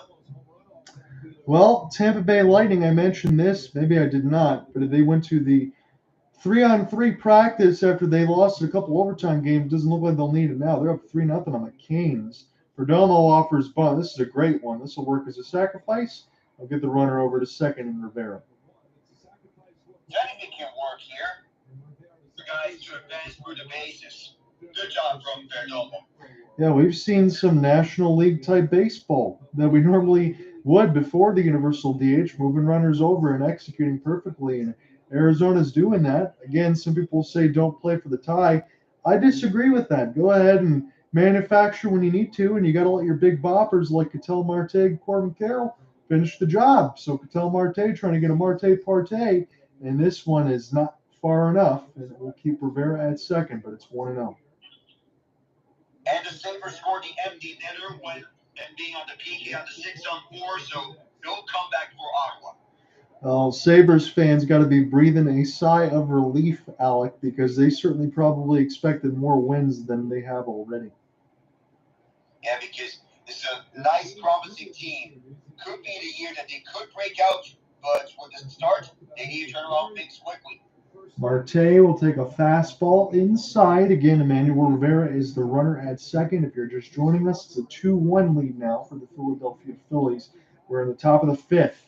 Marte on a 2-0. He offers at it. This is going to work as another sacrifice, and they're trying to see if it goes foul, and it does just barely go foul. And we'll do it again, 2-1.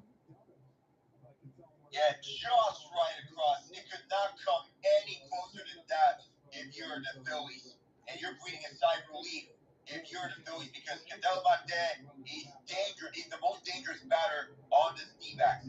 Yeah, and if you're Realmuto, let's say you play for that to go foul, and it doesn't. I mean, he's already at first, and you'd have a runner at third. So that's a dangerous game that you're playing on that side, but it's 2-1. And Marte will get another opportunity. Suarez will get set to deliver his 70th pitch. I know Alek brought it up as far as the pitch count. It might be right between 85 side of it. He's getting close. This is jammed on the fastball and the cutter. Now it's 2-2. And we're maybe getting closer to that ceiling. So the towels are waving. Corbin Carroll is on deck, 2 for 2 with a run scored. That's what they have it listed as. Marte, he offers at it. My goodness, he's lucky he didn't break his back in two. Oh, looked like it was a golf club swing. It certainly was. That was one of those rare times that you get Marte out on all three of his at-bats. That's a rarity. Yeah, he was. I don't even know what he's looking at, considering how hot Marte has been. But Suarez will take it. It didn't look like a devastating curveball, even though it dropped off the table. Now Corbin Carroll trying to come through. That's a good-looking swing, but a little late, 94 miles an hour. Make it 0-1. Things got a little ugly between Carolina and Tampa Bay because after Nick Paul scored the first goal for the Bolts, there was some chippiness afterwards. There's going to be a lot of highlights for me to track at the end of this game stream. I'm going to tell you that. I'm going to be watching all the Sportsnet stuff and everything else. Again, we have 16 games. Everybody's in action out of the 32, as it's the Frozen Frenzy on a Tuesday night, mixed in with the NBA opener and the NLCS Game 7. So I'm glad you can join us. We'll be keeping the updates flowing through. 1-1 pitch. Corbin Carroll does not get the call to Suarez, although that did miss inside. Make it 2-1. It's been one of those types of nights. There's been a lot of tension and intrigue. I said, who is going to join the Rangers in the World Series? Right now, the vote is for the Diamondbacks. Carroll comes through. This is going to tie the game. Well struck shot by Corbin Carroll. You need big-time players to come up in moments like these. There was a deep RBI base hit, and that allowed the tying run coming from Emmanuel Rivera. Great job from him. This game has been awesome so far as we are in the top of the fifth. Corbin Carroll just hits a single. Again, you don't have the exaggerated shifts anymore, but he hit it perfectly. No chance for anybody to get Rivera. This game is tied at 2. For Rangers, Suarez and Brandon Pfaadt, they've absolutely done the job now. If this is the final version of it for Suarez, and he's done, he's certainly done his job. And they'll make the pitching change to Rob Thompson's squad. So we'll go to break, still in the top of the fifth. It looks like Jeff Hoffman's coming on to finish out the rest of this. The Bears, from what we're seeing over the Nuggets and Lakers game, is LeBron James on a minutes restriction? 24 minutes, my friend. That seems awfully low right now through 6:33 left. It seems so. Even though he's 38, he's going to turn 39 by the end of this year. The Bills let him up. But keep in mind, he's the oldest player in the NBA. So maybe there could be something in mind. Well, as I mentioned mistakenly earlier about the Jokic triple-double, well, he's still on triple-double watch, 23, 13, and 8 so far with a plus 15. And for the Lakers, if you believe in plus-minus stats, Anthony Davis minus 17, but LeBron plus 7.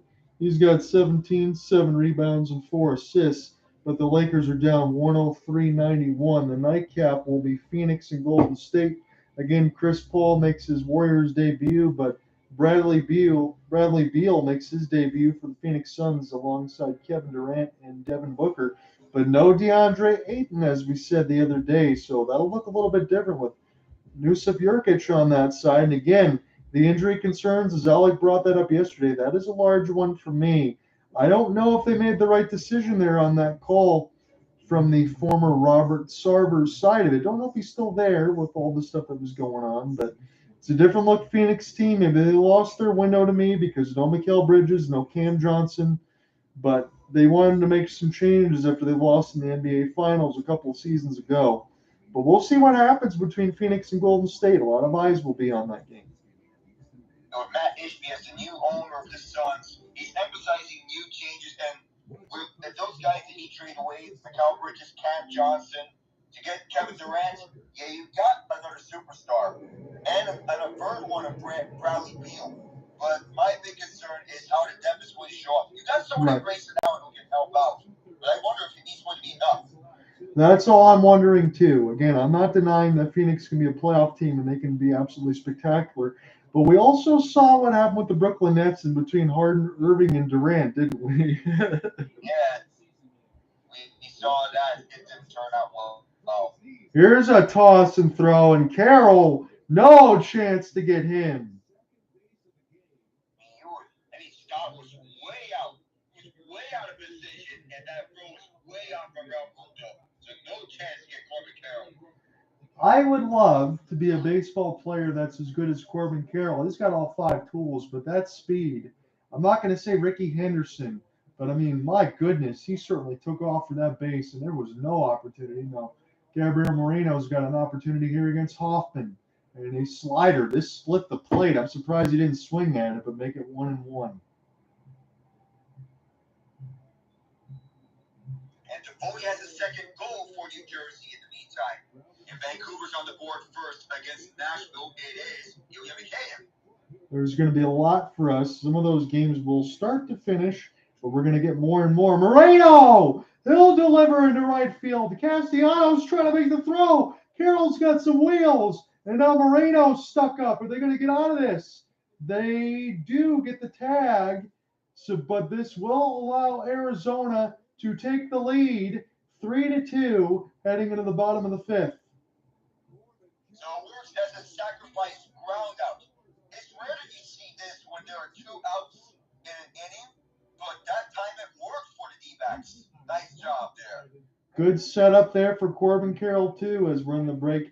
He's the one that stole the base, forced the opportunity, and let Moreno score in a single. Yeah, he doesn't want to get tossed out, but now the Diamondbacks do have the lead 3-2. An unfortunate update for me on this side that the Kraken have tied the game. No disrespect to Cooper Hopkins on that side, but considering how well the Red Wings have done, I'd like to see that continue. But Jaden Shorts scores in the power play. Vince Dunn and Matty Beniers does get his second point of the season. So happy to see the Michigan man come through with the secondary assist. But it looks like the Kraken are on the power play again. And for the Kraken, they want to get their wheels rolling on the power play because if you remember, Daniel Sprong, he's now wearing a Red Wings uniform. So, and the Kraken, they're playing him opposite him. Yes. So a little bit of a friendly rivalry. Yeah, and again, there's some pieces in between Sprong and Carson Soucy and Ryan Donato that they probably wish that they had back. He couldn't afford to keep everybody. You mentioned this with the Vancouver Canucks and the Preds. I just want to take a quick look at that myself and see who's playing in goal. So you said Saros 2 out of 3 and Thatcher Demko 3 out of 3. Man, when Thatcher Demko's healthy, I know I say this a lot, but I really believe it. He could be a franchise goaltender. And when he's healthy and when at his fullest, he can definitely be that franchise goaltender, the successor to Roberto Luongo. And we saw that first flash in the bubble in those 3 games where he stood out against the Vegas Golden Knights, and he's carrying that over when he's fully healthy onto this season. And when he's fully healthy, perhaps, I know Cooper made the bold prediction that the Canucks would be a playoff team. I don't blame him for that. I can see that happening. Mm-hmm. Rick Tocchet, that would be good things for him. Again, you got some primo goal scorers on that team. We do have a final for you here.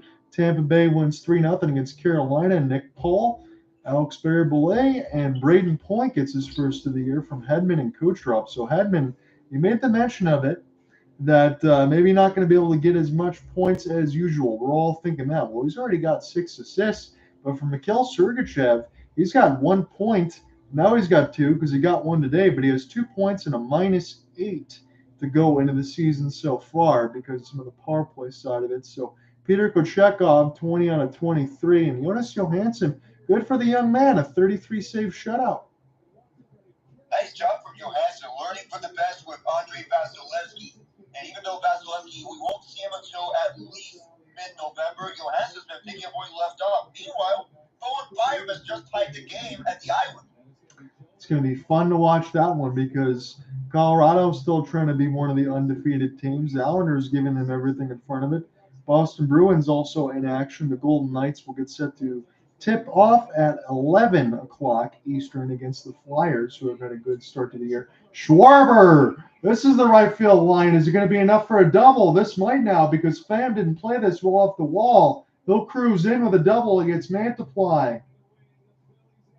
Joe Mantiply, the new guy in, and he did start in game 4, but last in 2 innings since it was more of a bullpen game for the D-backs at that time. But for Mantiply, you had that onto Schwarber, and this time, well, okay, so Kyle Schwarber placed it right off the wall, and perfect placement. Yes, it was. And Pham, I think he kind of got frozen for a second. He was waiting for a cam that he never got, which allowed for a double here. So Turner, he's going to show bunt. He's going to lay it down, and it's foul. Almost a good look for Trey Turner to advance Kyle Schwarber to third base. Perhaps that was the game plan for him, just as Thomas Harley makes it 3-1 for the Stars. So Thompson going to get warm here for the Arizona Diamondbacks. And again, this is a third bunt attempt for a base hit that we've seen in this game. It didn't work for Turner last time, but we are seeing small ball.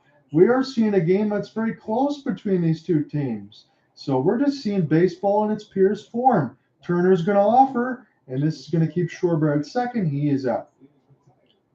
So you had the right idea in mind, just not the execution for that. Trey Turner, I know he wants to advance Schwarber to third base, but to get the sack bunt, Rasmus needs to have some better execution on that, better juice on it, or littler juice. Well, maybe TBS has got some ideas as we're looking into the Phillies bullpen, and they showed Zach Wheeler. It's Bryce Harper. Big at bat here. Runner at second is Schwarber. Phillies trying to tie the game yet again, as this is a sinker inside, make it 1-0. But wait a second. So Mike Napson was going 1-0 is the count. Bohm is on deck, and Harper is always a dangerous at-bat. Mantiply will deliver from the Moreno sign. Harper gives it a ride in the left field, back at the track at the wall, and makes the catch. And Schwarber cannot advance. I know Bryce Harper has the right idea in mind. Just not enough juice on that batch. And I think the pitching coach is going to have yet another meeting here. I'm keeping track in between basketball, baseball, hockey. We have everything going on tonight. As far as all of that, as Harper just gets to sit and look down, he knows he just missed one. Again, we can also get a good-looking shot of the iPad and everything else that they're looking at. So Mantiply, he does the job, but the Diamondbacks are going to go to their bullpen here with Torey Lovullo. Thompson's coming in for the final out in the fifth. So Ryan Thompson, one of the better relievers on the Diamondbacks. He knows the situation over there, and he knows that he wants to get things closed right out. It's been a lot of fun so far to be able to monitor all this. We'll see if we're getting closer to the first final in the NBA season. The Nuggets have a 113-101 lead against the LA Lakers. Again, for LeBron James, we wondered a little bit about a minutes restriction. Well, they're keeping it light in night one. 10 out of 16, though, for LeBron for 21. 8 rebounds and 5 assists to go with a steal and a +7. So he's certainly been on one as he usually is. And then now the Jokic triple-double watch is official in night one. It's 29 points. You just got a 2, 13 rebounds, and 11 assists to go with a steal and a block and a +17 for Jokic. So little light work for him. And just like that, he's back like he never left for Nikola Jokic. Perhaps the Nuggets holding on to this and getting win number 1 of the year. It's a little bit of the expectation in which this game may be kept a little close, but the Lakers eventually get the L in the end. It's one of those nights that you have to realize that the Nuggets, they're just a better team. Yeah, it wasn't a bad Western Conference Finals last year, but it was a sweep, and the Nuggets were able to take control of the Lakers. And more of the same here in night one of the 23-24 season. We do have an update in Long Island. The Avalanche with 2 goals in 11 seconds. Nathan McKinnon with the second one after going viral. Big boys getting it done for the Avalanche, and it's amazing to me. Again, we're talking 2 years removed for Gabe Landeskog, and they're still as good as they are. Yeah, and on the goal by Harley, as you wanted to point out, someone please tell Alex Nedeljkovic, if you're a goaltender, tend the goal. Oh, man. Did we have one of those for Alex Nedeljkovic? That's just not good. It's one of those moments. I'm sorry, Alek, again, for all the stuff that happened with Nedeljkovic and the Red Wings side when he couldn't help out Ville Husso, and now with the Penguins, it just makes you scratch your head. Oh, it just feels like one of those. Oh, John, by the way, there is another NHL surprise that I forgot to mention. Sure. The Vancouver Canucks. Yes. A good start this season. I'm not sure what it is because last season they were rubbish, trash. Yes. I wouldn't say that, but it was between a wash, rinse, repeat of 2022. Can Alek Bohm hit another one of these? Thompson is on the mound. He's trying to get the final out of the fifth. Little sidearm here. So good opportunity for me to watch Thompson for the first time. Those guys can be very difficult to hit. Fastball in the black at 90. His sidearm throws, even though it's not the routine pitch that someone would make, Ryan Thompson is usually one reliant on sidearm throws. Boom. 79 popped up, and he knew he missed it. Ketel Marte underneath it. And the Phillies are turned away with Schwarber at second. We go to the sixth. Arizona has a 3-2 lead. As we say here, in such situations where it's a close game like this, no lead is safe. Yeah. So I'm just gonna go out and say it. I don't care if it's early. The Blue Jays got fleeced by the Diamondbacks. Gabriel Moreno has come up clutch not once, but twice this game. I've said it throughout the broadcast, Ian. I was not afraid to punch that button early either. I'm going to go ahead and say that that's going to haunt the Blue Jays for years to come. It is. Because how Moreno has been putting up, not only as a catcher, but also on the offensive side. He's at the top three for a reason, for clutch moments like these. And the Blue Jays, they're regretting that one. Yeah, if I remember correctly, who was the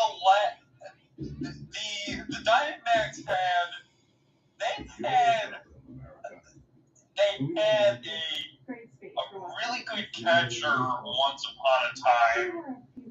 Yeah, actually, not even once upon a time. It wasn't too long ago. I'm trying to remember. Was it a guy named Montero? I'm going to go ahead and look that up as we're in the middle of a break. I see the Wild and the Oilers are going back and forth with goals. There's so many games, I just can't keep track of them all. They want to see the goal scorers. Ryan Hartman is the most recent, and that came 34 seconds after Warren Fogle looked like he got the Oilers ahead.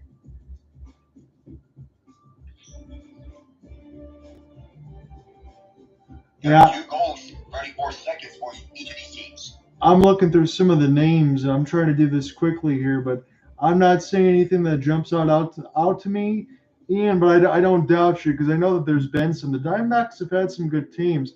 They haven't been in the playoffs in a long time and have these big runs, but what was it, the one time that the Diamondbacks got there, I think they won the World Series, if I'm remembering correctly. I don't have all the stuff in front of me. Well, they went to, I think they got there in 2016 or 17 because they, Ketel Marte was on that team. They also had a guy named David Peralta. Yeah. And then, matter of fact, I think Greinke was a pitcher for them. He was.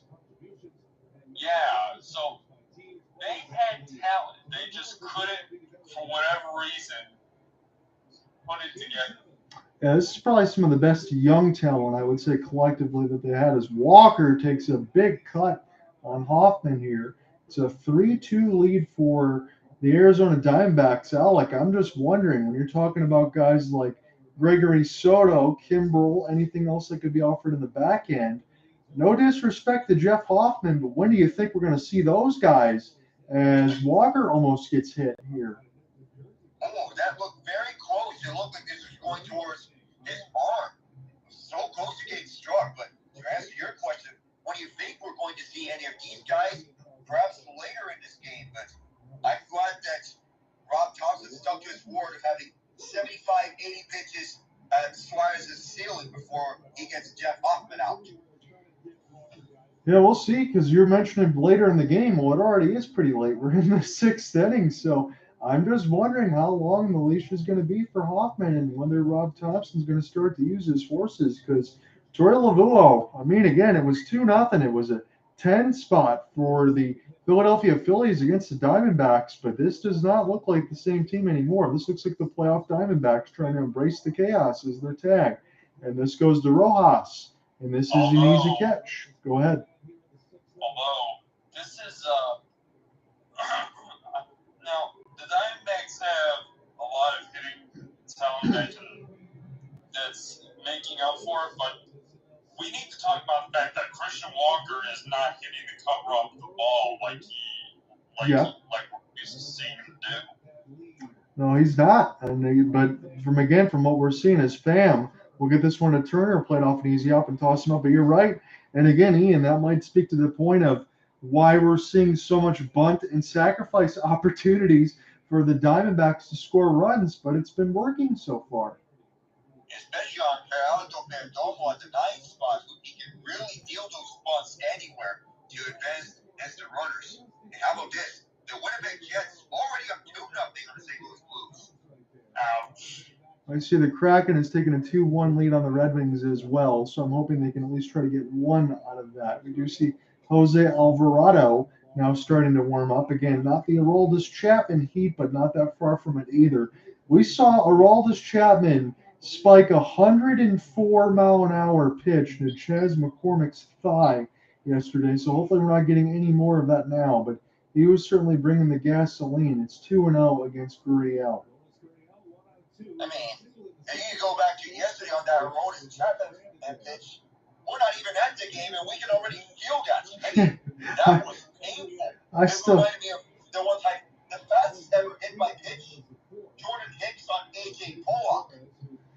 Yeah, I still think about that and get a phantom pain from what we saw yesterday. Back-to-back goals for Jaden Shorts. So anything what the Jays have scored, Joe Valeno and 2 for Jaden Shorts, as the Kraken take a badly needed 2-1 lead. They really got to get this game against Detroit, get back on the front foot. Again, a slow start is one thing, but Kraken are definitely better than the record that's indicated so far. 2-1 and a big cut for Gurriel, but he doesn't find the sinker. It's 2-2. Lourdes Gurriel, with him, between him and Tommy Pham in the back-to-back home runs, he is serviceable. 2-2 as the towels wave. Can Gurriel get a big hit? This is a single back up the middle. And he's going to keep the top of the 6th alive with a base hit. And can we also acknowledge this? Not only did the Blue Jays give up Gabriel Moreno, but they basically just told the Diamondbacks to take Gurriel along for the ride, thinking that he was done. But apparently all he needed was a change of scenery. I'm glad you brought that up, Ian, because I mentioned that with Alek several times. I think those two guys that absolutely should still be on Toronto Blue Jays. It should be. They absolutely should be had it not been for those trades. First final score in the NBA, the Nuggets win 119-107 to kickstart their title defense. So we'll see how long of a season it's going to be for the Lakers. Again, any team that LeBron joins really just has to get old and try to make that push. And now we'll have to see what happens in between Phoenix and Golden State, as there's some new additions there that some I agree with and maybe some that I don't. But we'll see what happens with their seasons as they'll kick off the nightcap on TNT. And Kevin Shattuck has his first as a Boston Bruin. That's a sight to see for Boston with all the secondary goal scoring. You lose Bergeron, you lose Krejci, and they're not missing a beat. They haven't played too many good teams just yet, but still, undefeated is undefeated. As this is sent back away here for Evan Longoria. It does help, again, I'll throw that out there. When you do play Anaheim twice and Chicago twice and the San Jose Sharks in the mix of your first 5 games, probably going to win a lot of them. Yeah, we don't truly know who the Bruins are until we actually get to see them play against a good team. Their first true test, Detroit. Detroit is giving up 3 straight now here from the Kraken as they're about to end the second period. I won't be sad. Again, if you're telling me that the Red Wings can start the season 5-2, considering the games they've played, I'm taking that. Yeah, Ty Cartier, nice to see him and getting some NHL action. And good thing about him getting the goal scoring, something to boost his confidence. Big swing and a miss for Longoria. Hoffman gets out of the single from Gurriel, And we go to the bottom six. It's a 3-2 lead for the Diamondbacks. Hold on to your seats. We're getting late in the game, and this is still a really good contest. Yeah. So Sean likes to call it the witching hour, where wins turn to losses. Go on here. I was going to say, so another playoff are going to be starting tomorrow. That is the MLS playoffs, and I want to give a shout out to my local team, Sporting Kansas City, who made the MLS wild card game on decision day on last Saturday, and this is amazing because this is a team that lost their first 10 matches. Wow. I say again, they lost 10 games to start the season, and they still somehow made it to the wild card game.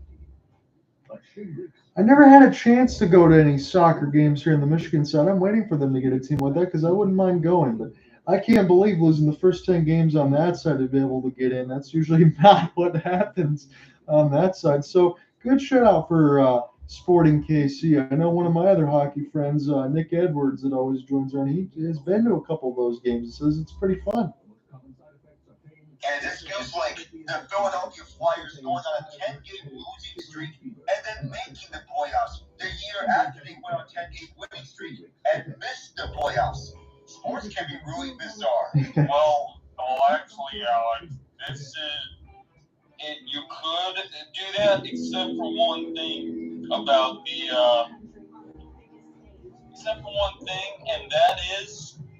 and that is how many.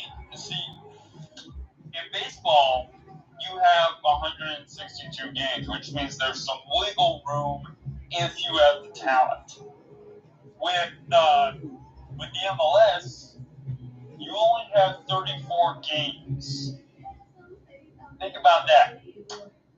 10 losses in a row to start the season. That only leaves you 24 games to make it up.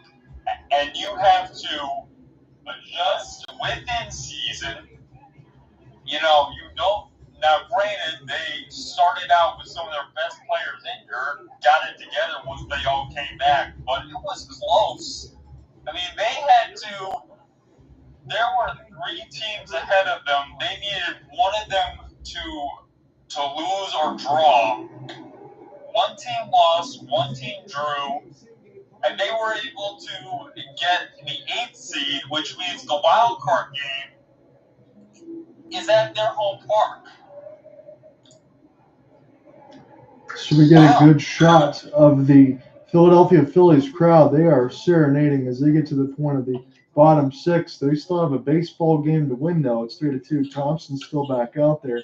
Give you a scoring update quickly. Flames score on the first shot against Shesterkin. It's Blake Coleman as they need to get a win over the Rangers. So if the Red Wings can't win, I hope the Flames pick up one as this goes. Spiked in the dirt from Thompson, make it 1-1. Much needed for the Calgary Flames to get back on track, no matter who it is, because they need something. Yeah, they need something. Yes, they do. As 1-1 pitch, Moreno gets us on for Thompson. Big swing for Stott.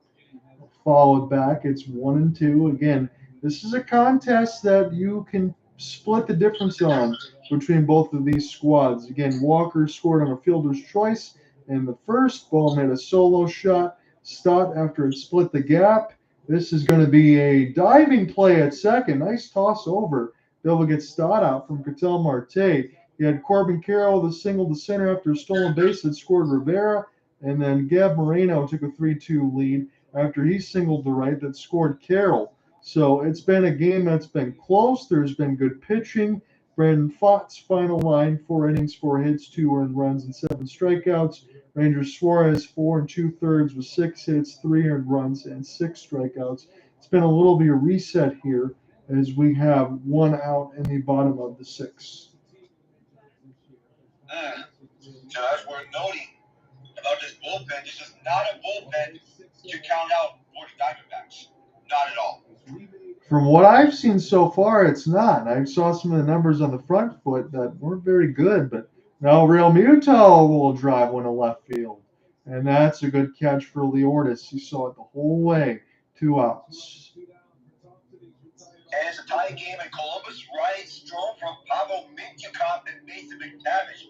So from the youth movement, coming up strong here for Anaheim. Not only Seacrest, McTavish, Terry, but also Leo Carlson and Pavo Mintyukov and Jamie Drysdale.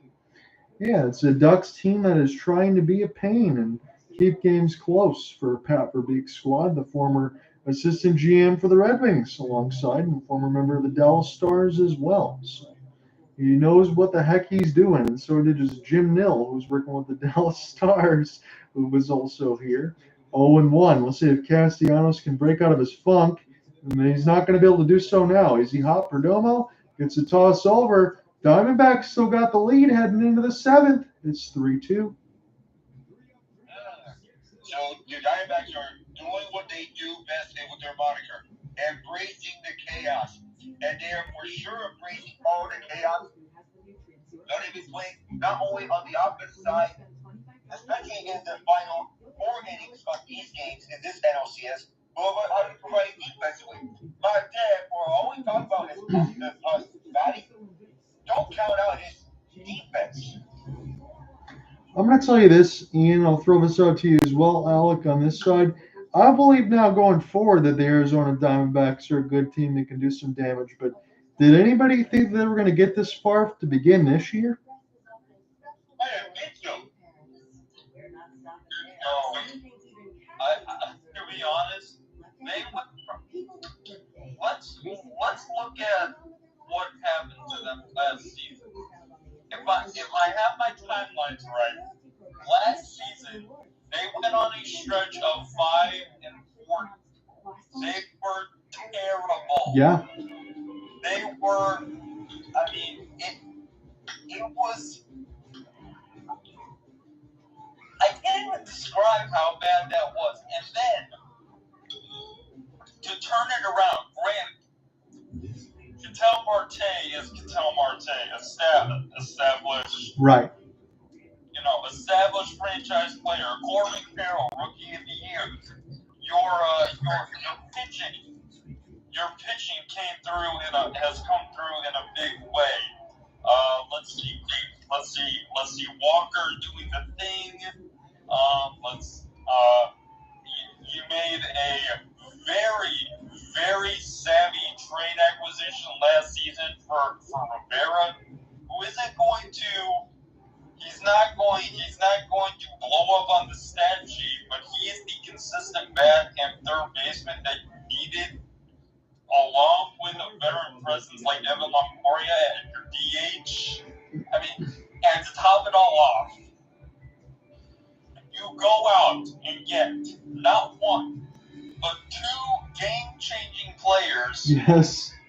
From the Toronto Blue Jays by trading them your center fielder, which you can afford to do because Corbin Carroll is a freaking phenom out there. Right.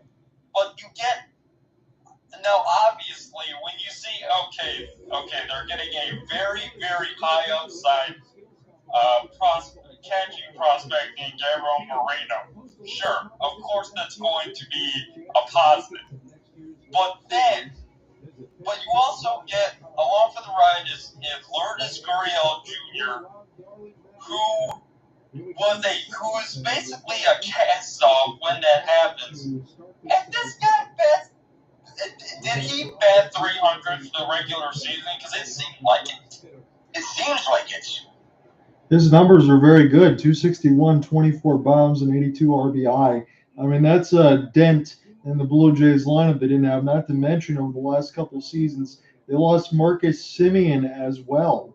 So that team does not look the same, regardless of still having Guerrero and Bichette and Kevin Biggio. So I think they're going to miss some of those guys for sure.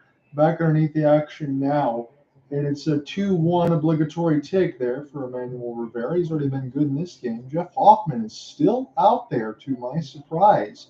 But the bullpen really starting to get warm now. Zach Wheeler and Alvarado. So Rob Thompson sensing the moment right now. And that's a good swing for Rivera, a good stop for Bohm. Is able to make a nice play at third and get him out. As we call it over, it's a nice call by Rob Thompson. Johnson and try to get Zach Wheeler, but if you're going into a situation this late, it may not be ideal in getting him in. Normally, you get a starting pitcher right in a leverage situation, trying to get through into this game. Now it's going to be a decision between Gregory Soto and Zach Wheeler. It seems to be Soto. Yeah, unless you're an absolute maniac like Bruce Bochy and you put in Jordan Montgomery in like the third inning. I correct myself. It's Jose Alvarado. Well, it looks like that change from the bullpen we were talking about, or that you guys were talking about, is happening right now because it looks like Jose Alvarado is coming out to play. Yes, he is. We know he can bring it with the lefty side, so probably finish out the rest of this inning, and then we'll figure out what happens with Wheeler or whatever else going forward.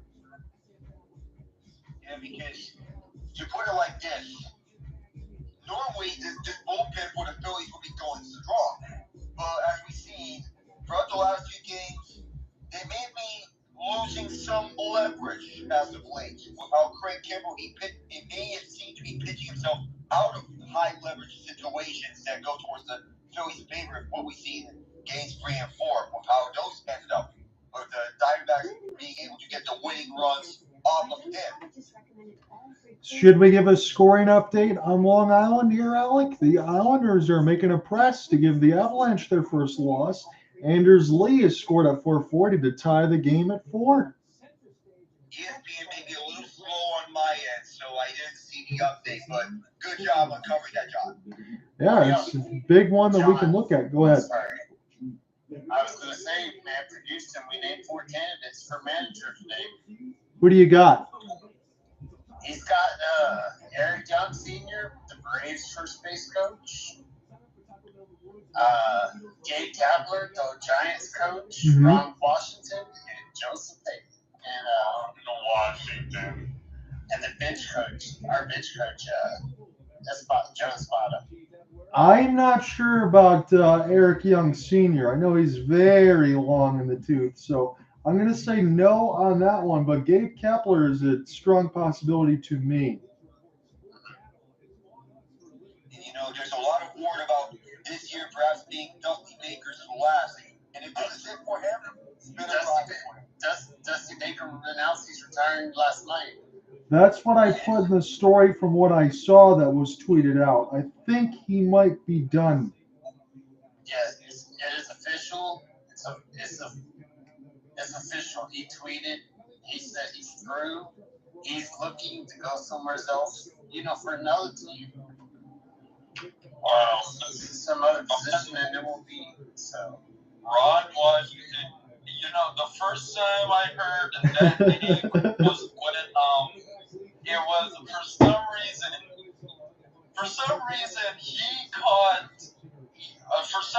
he became the hot topic of the Braves playoff run in 2021. I don't remember why. Hopefully it's not for the same situations that was with Texas and Josh Hamilton when they had some fun when the games were over. Because you remember that from Ron Washington. They spent some time in the club. So I don't know if that would be the ideal candidate for Houston. That's all I'm saying. Yeah. Yeah, I think because I was listening to Dana Brown today, and he would love to bring in Eric Young Sr.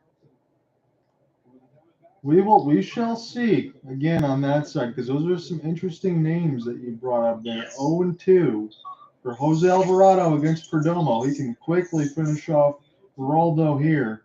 And 95 stays with it on the inside. And to my surprise, Perdomo is at first. I love this from Geraldo Perdomo. Being able to hit it, but not only does he offer bunts, but if slow-timed bats like this, he can definitely catch an eye. You called it out, and again, the way that Torey Lovullo has had this team playing in between mixing the sacrifices, actually laying it down and scoring some runs, this is just baseball. Again, that's how it should be played. Marte, in off the fists, going to try to go for the double play. And hold on a second, where the heck is Marte? Did he ever start running? Well, this was a foul ball, they're going to say. Okay, And thank went off you. the tip of the bat. It bounced onto the dirt over the left line. I don't think the umpires saw it at first, but they're going to call it as such. And Colorado has just scored. So thank you for the Alek vision and the update as well. So now 5-4 for the Avalanche. Oh, that's why it's foul. It skipped off Ketel's ankle or shin first before it hit the dirt. Automatically making you foul. Thank you for that, because you definitely picked me up on that. So I was wondering what the heck was going on. So Alvarado is going to use the disengagement here. It's runner at first. It's Perdomo with 1 out in the top of the 7th. The Philadelphia Phillies are behind against the Arizona Diamondbacks. Again, it was once a 2-0 lead in the NLCS. We're in the middle of Game 7 and the Frozen Frenzy with all 16 action, all 16 teams on that side, 16 games out of 32, and then the opening of the NBA season, I should say, is Marte, 99, right field line. This is going to go off the wall. Perdomo can take a look at it. He's going to at least get to third. Is he going to hold up? Yes, he is. So it's going to be a stand-up double for Ketel Marte and runners at second and third for the D-backs. If it was anyone else, I would say go, but I'm pretty sure out there in right field you have is that Castellanos. Yeah. So don't run. Corbin Carroll has already been really good in this game, boys, and we will see now. I expect him to come through and pad the lead. And now meeting initiated by Rob Thompson to calm the nerves of Jose Alvarado, because what we saw from this bullpen from the Phillies, not what we've been looking for because of how they've been normally been able to be pitching on high leverage situations to their favor. Remember, Matt Strong did series winning save against Atlanta in the NLCS, but it's not looking that way. Meanwhile, in Edmonton, Warren Fogle strikes 33 seconds into the second period. The Oilers have the power play. They need wins. Connor McDavid might miss multiple weeks. Yep, and the goal scorer for Colorado is Mikko Rantanen. The Moose gets it done. All the big hitters here for the Avalanche. It's 11:38 in the third. Corbin Carroll, 100 miles an hour, followed back. That looks like an Aroldis Chapman sinker. It's a good call out by TBS. Second rookie with 3 hits in a Game 7 since Dustin Pedroia.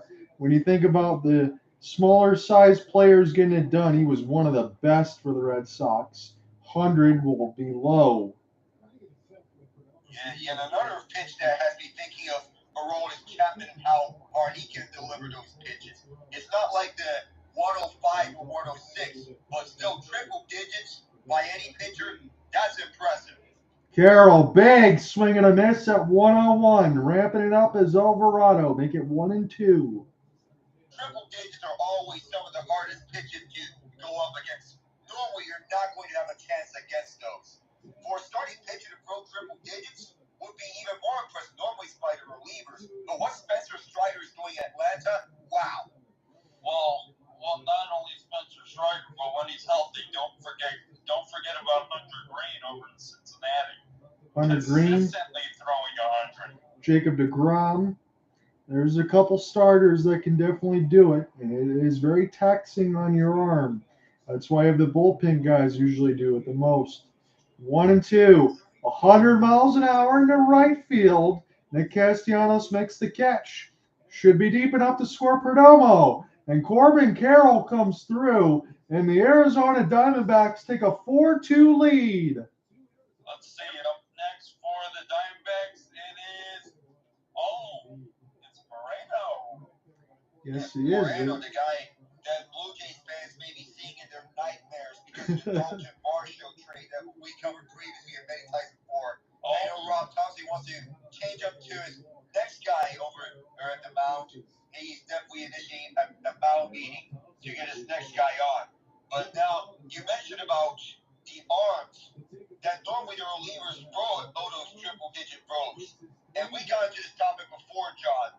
If the Rangers would possibly perhaps relegate Jacob deGrom to a reliever, even though that's not what they had in mind initially. That may be not on discussion. I only brought that up with you because Jacob deGrom is always injured, but yet when he's a starter, he's always throwing triple digits. You got to find a way to get some leverage innings out of Jacob deGrom, however you can get it. Especially, we all assume that Jordan Montgomery is going to come back. That'd be a mistake for Chris Young to let him go. You get something for deGrom. Not only that, then does that also give you another bullpen arm to use to go with Spores, Leclerc, and Aroldis Chapman? It makes too much sense. Yeah, it makes a lot of sense. If you were able to keep deGrom over your lineup, don't let him go in any situation. That will be a mistake. By the way, we have 2 final scores, 4-1 Stars, and 5-2 Devils off a Tyler Toffoli hat trick. Good for Teapot. Gets the hat trick, gets a win over the Canadians. Devils improved to 3-1-1. Canadians still have a good start, 3-2-1. So I think your Stanley Cup prediction for the Devils winning it is going to be alive and well. We're going to see the Devils do a lot of damage. It looks like the Red Wings are going to lose their second game of the season, although the third is getting underway here. But 3-1 is the lead for the Kraken. I'm just going to go ahead and double check that one selfishly on this side. Again, as Alek said, it was a Ty Cartier goal at 1904 and a Jaden Short second goal from 1754. So those late period ones can definitely hurt you. Ville Husso, 22 out of 25 for an 880. And Joey Decord, good look for him, 18 out of 19 for a 947 so far. I wanted to give another scoring update from the Vancouver Canucks. They have scored the lead. They now have a lead 2-1 over the Ducks. Predators, you mean, because or the Ducks beat the Blue Jackets. not the Ducks, the Preds. My bad. Second goal scored by, I'm not sure about his first name, but his last name is Di Giuseppe. Yeah, Philip D. Yes. Seconds into the second, and that is after the Colton Simpsons goal that tied it up. Now it's Di Giuseppe, and Detroit has just scored. They got a power play opportunity, so luckily I'm not counting them out just yet like I thought I was going to. Shane Gostisbehere. Man, how good has Ghost been so far this year for the wing wheel? Holy cow. Very good. An absolute ripper from the right, top of the right circle. That's like Alex Ovechkin style slap shots, one-time goal on the power plays. Well, and how about this? Robert Thomas gets it within 1 for the Blues. Let's go. Just to be clear, Shane Gostisbehere is a defenseman, isn't he? Yes, he is. Wow, for a defenseman, he's scoring quite a bit. He's bringing over whatever he brought with the Arizona Coyotes to Detroit, and I'm all for it right now. So Yeah. Zach Wheeler is on the mound. I did not expect this. Gabriel Moreno going to try to get him out. Fastball will miss. It's going to swallow the count to 2-1. Can Moreno come through again? Corbin Carroll, they haven't got him out yet. Gabriel Moreno 2 for 3 in this game. The Diamondbacks hold a 4-2 lead, and the Phillies don't have that many more opportunities to score runs here. They're down to their final 9 outs. Wheeler trying to keep the score where it is. It's now 3-1. This is his first relief appearance in his career. Out of 115 MLB games, his first relief appearance. I think Rob Thompson has something in mind to bring him on to try and put out this fire. As you said, anything can happen in a Game 7. That's a dirty sweeper there. 3-2. Moreno could only look at it. He can only look at that as Zach Wheeler. He's as good as he can get. Now what the Phillies need is for their batters to step up. Moreno, full count. Swing and a miss. Moreno's going to sit down. Diamondbacks have a 4-2 lead, but Phillies coming to the bat rack as we're going to get set to stretch. 7-inning stretch, and Phillies fans, they can stretch for now, but it feels like a very uncomfortable stretch given the current situation. Oh, did I say Robert Thomas? I meant Pavel Buchnevich. He tipped that one from Braden Shen. They'll take it any way they can get it because you also need to get Braden Shen on the scoreboard. He does not have a goal yet. Yeah, much needed, but he set that one up perfectly, fighting Buchnevich in the slots. I know we're up against it here in the middle of the NLCS, but I am still watching the scoreboard for the Avalanche and the Islanders. That's the one I got my eye on right now. About 9 minutes, 10 seconds to go in the third. The Avs hold a 5-4 lead. They're trying to stay undefeated, and it looks like the Bruins are up 1-0 on the Blackhawks with 3:20 to go in the second. It's been a couple late runs for the Bruins so far. What I mean by that is the long game that they had a couple days ago. If they didn't come back in the third period, they would have lost to the Ducks. Yeah, if it weren't for Matthew Poitras getting his first 2 career NHL goals, and the more that the Bruins have been getting out of this rookie, he's been impressing them. This is a name that I never thought would make it. I didn't think he would make the everyday NHL lineup with the Boston Bruins, but he has been coming up in bunches. Another quick scoring update. Another Canuck goal. This one by a man who's probably got one of the coolest last names I've ever seen, Hoglander. I love this last name. Niels Hoglander with making it 3-1 Vancouver, and we have a 4-on-4 between the Avs and Islanders, by the way. Oh! I wish we could be watching that right now if I had a picture-in-picture side of it. We do have to give you the NLCS. I do just want to see if the undefeated stay undefeated. I don't think the Vegas Golden Knights are going to screw around against the Philadelphia Flyers, even though it's 3-1-1. I think they're going to go to 7-0. Yeah. I doubt Philadelphia wins this because Vegas is a machine, and we know this many times before. They handle things very businesslike. Black spec suit, black tie, Right. black pants, everything. Yeah, they do.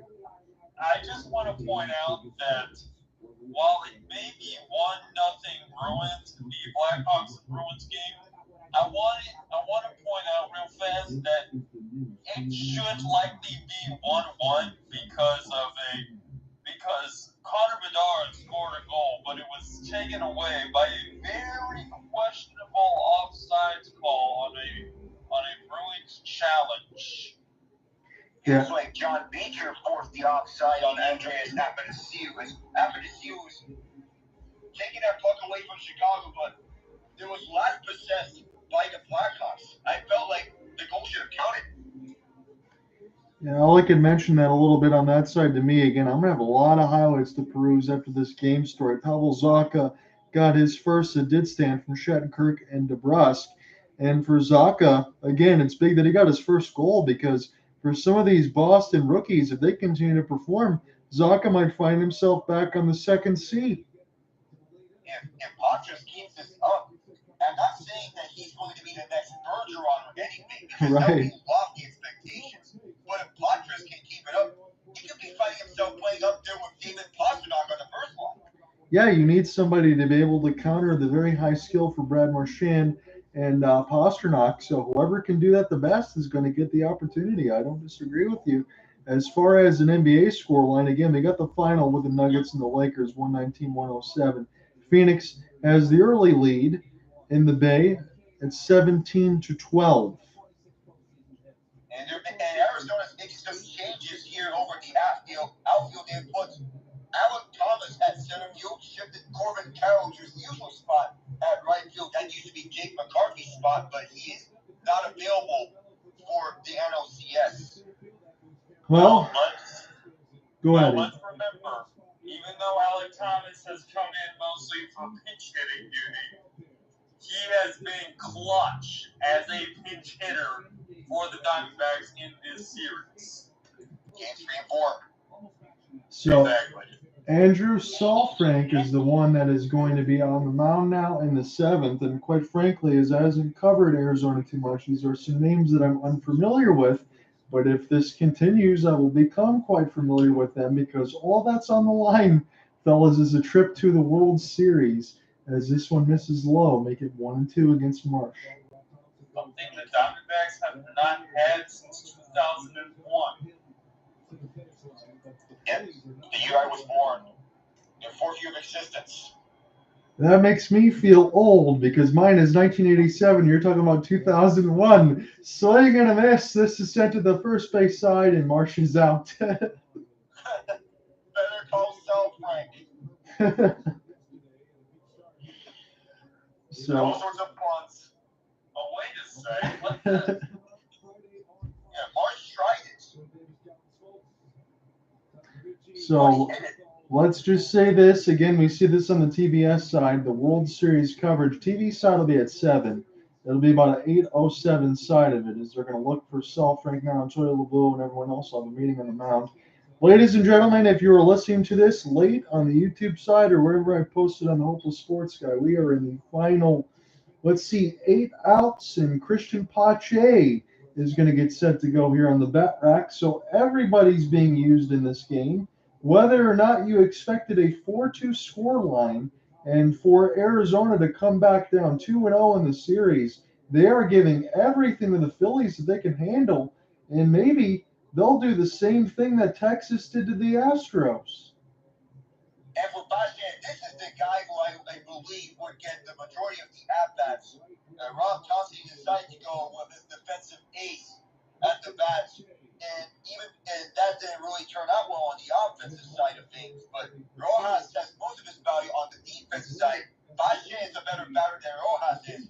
But if one thing's clear, Rojas may need to get helped out on his batting techniques. Yeah, and again, for Rob Thompson, if I'm going to make any type of complaints, I had one of those for Dusty Baker alongside for Phil Maytown. I thought he could have pitched more.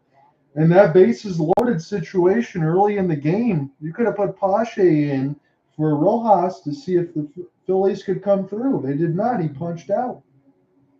Yeah, by the way, tie game in Detroit is Dylan Larkin. Oh, don't do this to me. I'm trying to make sure to cover all these games. Well, I'm excited for that. We'll see if Detroit can at least get a point. It'd be still 2, because I recall 5 minutes ago I thought the game was over. Pache, big swing and a miss. Make it 2-2. If anything is up there for Christian Pache to get a good look, I could see him hitting it, but these Phillies batters have been uncharacteristically cold. You have to be a really good pitching staff to get them out. And right now, Alek, it seems like the Arizona Diamondbacks, I know a lot of these guys aren't household names, but they're doing the damn job right now. They are doing the thing yet. Yes, they are. Full count. Pache. He does not offer, draws the walk, and that's going to bring up Kyle Schwarber, and you know what he can do. As you mentioned here, what was it? No, I know he said they're doing the thing. That's what he threw out there. I'm gonna plug in my phone really quick to make sure that I get to stay with all of you guys. At those moments, Kevin Stedler empty netter, Panthers win 3-1. So Panthers get a big win. Again, they're still missing Aaron Ekblad and Brandon Montour, correct? Yeah, there's shoulder injuries. Yeah, those are guys that are not easily replaceable along that side. For you think about Lightning with Vasilevsky, you think about the Florida Panthers. If you can just stay around 500 and make that push when everybody comes back, you should be in a good spot. Schwarber, 1-0. You know what he wants to do here, but he is very able to take his walks. 2-0 against Schwarber. Kyle Schwarber, he's going to deal it whenever he sees something he likes. Just remember, a boomer bust hitter, he has all those home runs, and even though his batting average isn't really at par with it, he can really deal it when he likes it. 91 on a sinker. He will watch it, make it 2-1. Saul Frank trying to get out of this here. The Phillies, they need to score a couple runs. They're down 4-2. They're at home at Citizens Bank Park. It's Game 7 of the NLCS. Here's a good-looking pitch. He wait, they say, to third base side. It's 2-2. Got him by just several inches. You know how sports is a game of inches, and that includes baseball. That's awfully close. I am honestly, he just barely went. 2-2. High leverage at bat. Trey Turner would be next unless there is a double play. Here's the pitch. And Schwarber, he did not go this time. It's a full count.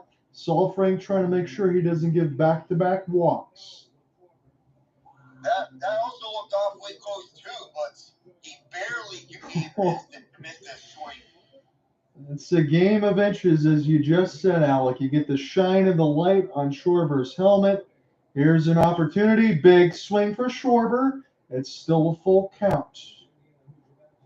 And Nashville keeper Sherwood brought it within one for the Predators against the Canucks.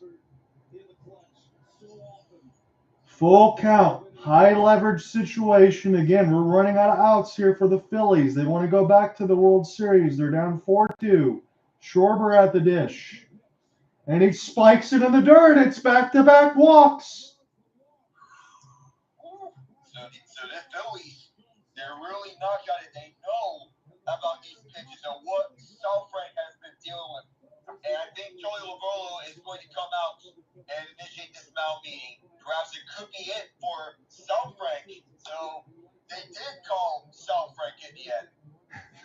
They did. I don't want to put you on the spot here, Alek, but I haven't covered Arizona a lot. Who is the best arm left in the bullpen, do you think? So they already used up Ryan Thompson. I believe Kevin Ginkel will be the next one up if they were to go to him. So I'm going to look. You are correct. It's Ginkel coming in. I'm just wondering who's the best guy they got left, because that is what Torey Lovullo should be using. As Trey Turner's in the dish with runners at first and second. We'll take a quick break.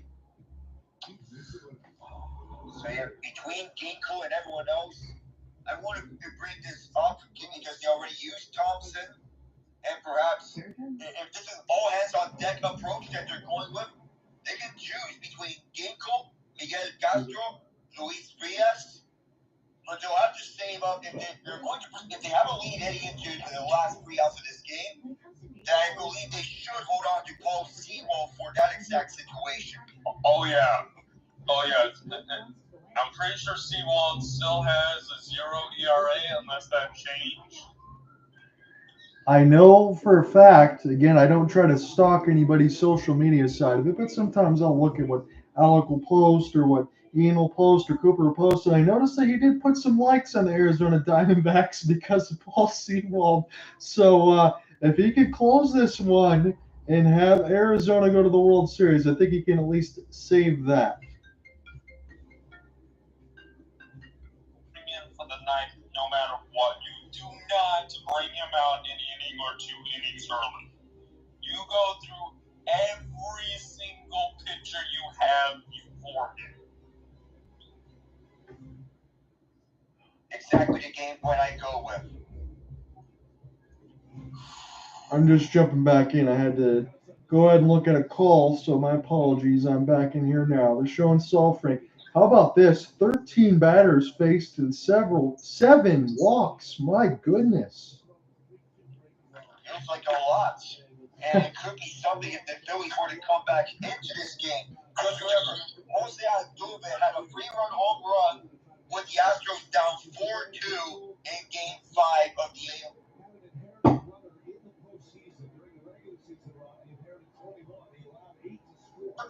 It's not a simple lead.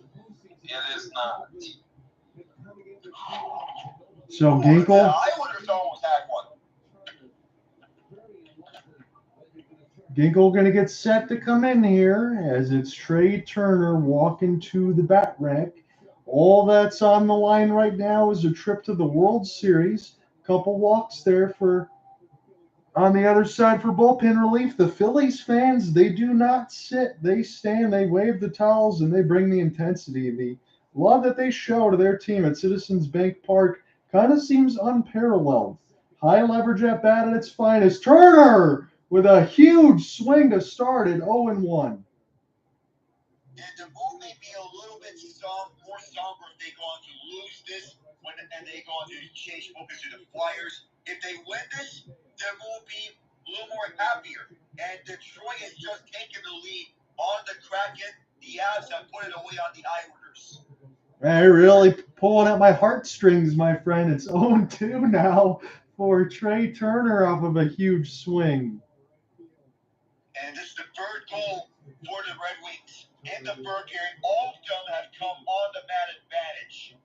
That's something you can't do with Detroit this year. Turner, big swing, He's been swinging out of his shoes so far. Normally, you would expect him to lock in, but maybe they're just trying to jump on Ginkel here as Moreno will get the sign and they'll get set up again. So Turner up against it, 0-2.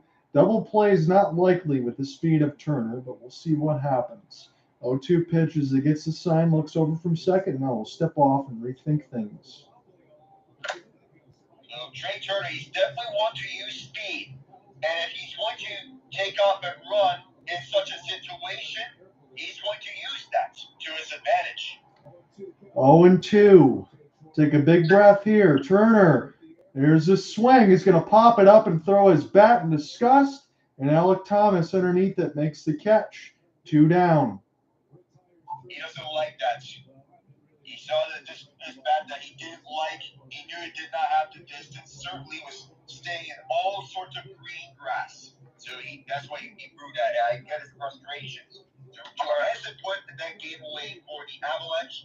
It is Alex DeBrincat for the Red Wings. Yep. Now down goes Trey Turner. Up comes Bryce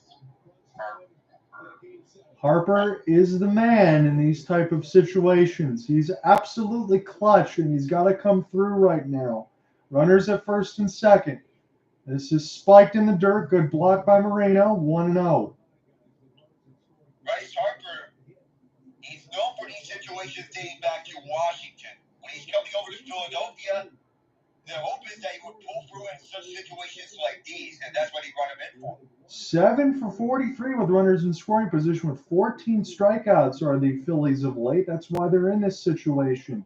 1-0. And oh boy, he didn't swing in a fastball that split the plate. He might not get a better pitch than that.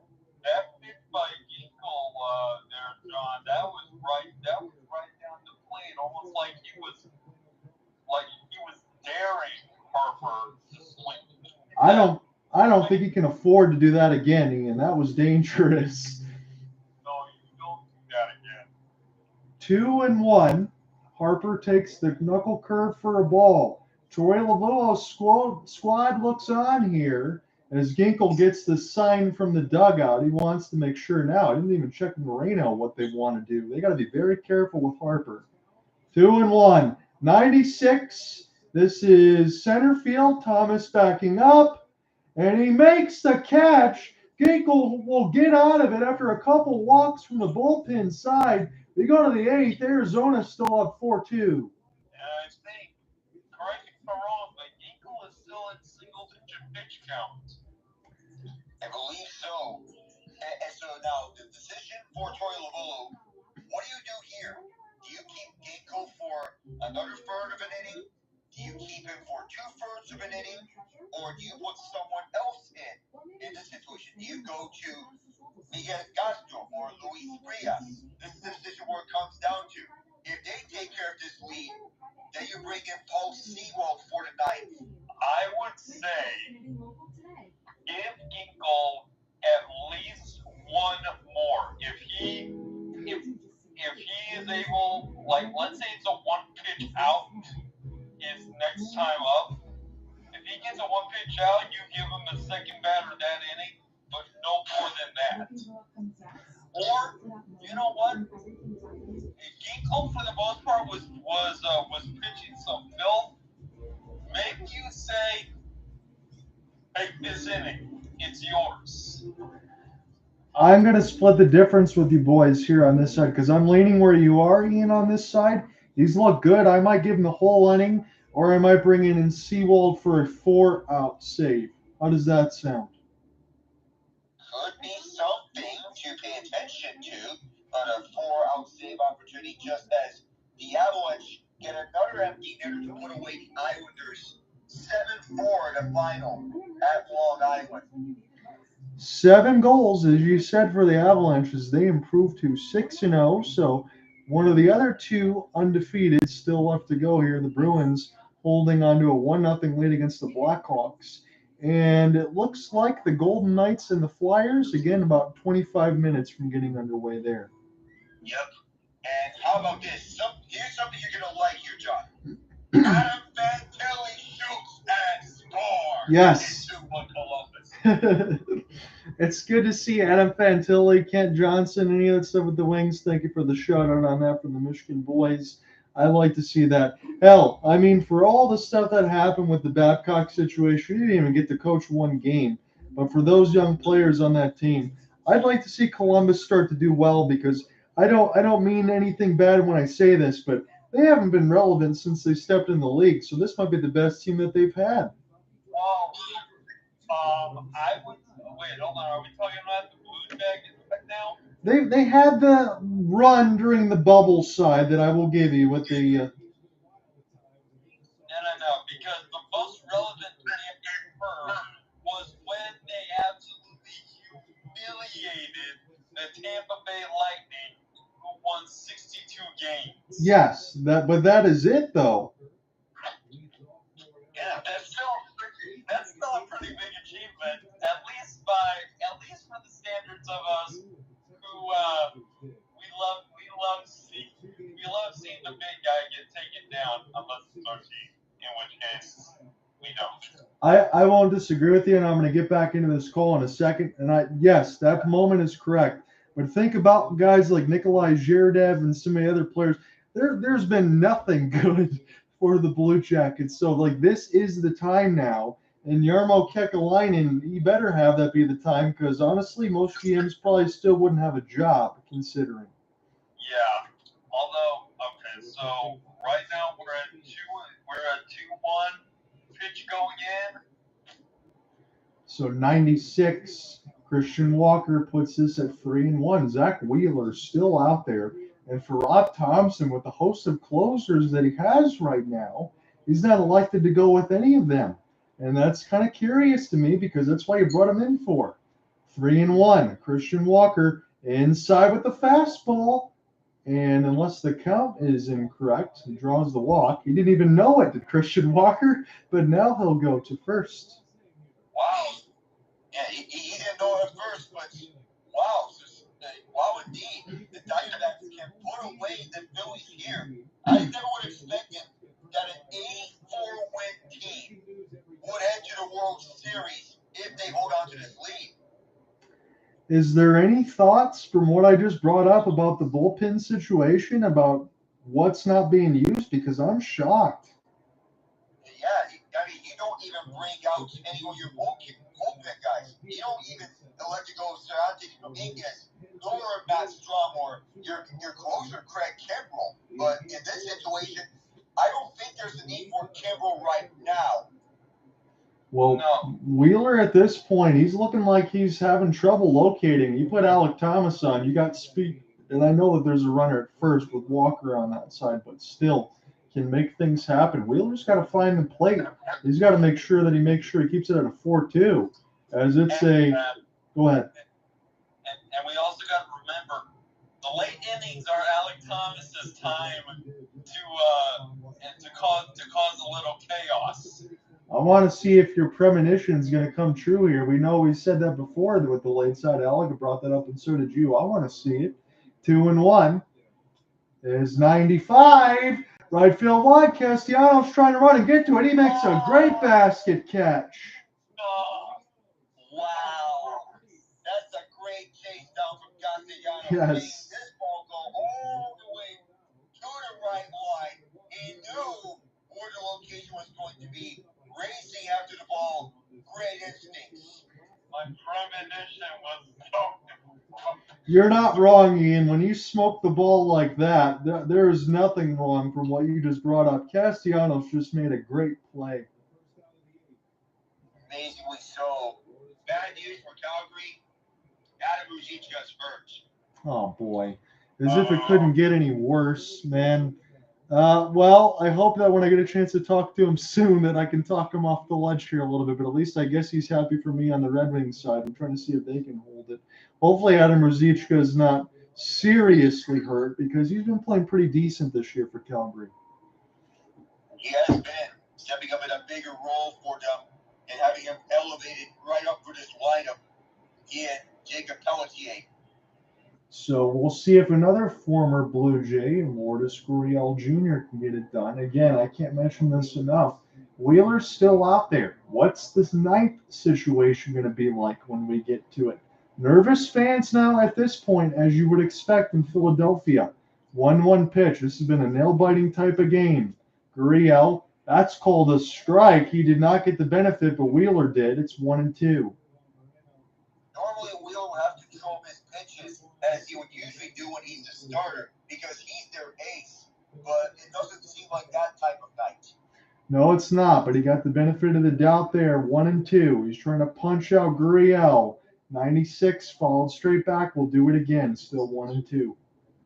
I want to stay on the topic of Arizona sports because the Coyotes have scored the first goal on the Kings, and it's Jack McBain from Travis Boyd and his Shelley 1-0. Can I tell you openly that I'm rooting for the Arizona Coyotes? I like that young team. And they have the product of the ice to make up for what is happening up there, up at those front offices. I just wish that they can figure out their arena situation. They need to. Stolen base here. It's Christian Walker, of all people, is going to take one. Wheeler didn't even pay any attention to him. This is as good as it can get for the D-backs. Win the game aggressively. If you're going to win games, you have to do it aggressively. Good thing that they took those from my advice because now they have 8 stolen bases between this game and the last game after having just won the first 5. Absolutely, Alek. This is the way that baseball needs to be played. For any young kids out there listening, watching any of the stuff like that, just watch what the Diamondbacks are doing in this game and try to mirror that because that's incredible. 8 bags, and not everybody has to have speed. You got to have instincts and know when to pick off against other teams, and they're doing that right now. So Gurriel follows it back. It's 2-2 as he's trying to get back into this now. Runner at second, a single could score Walker. And on the hands, a great at-bat for Lourdes so far. Yeah, and that's another comparison that's another reason why I compare this D-backs team to the 2014-2015 Royals teams. Because the Royals stole base after base after base. And they're a team that can definitely play small ball on that side to get it done. You're right there, Ian. This is going to be shot. This could be tough.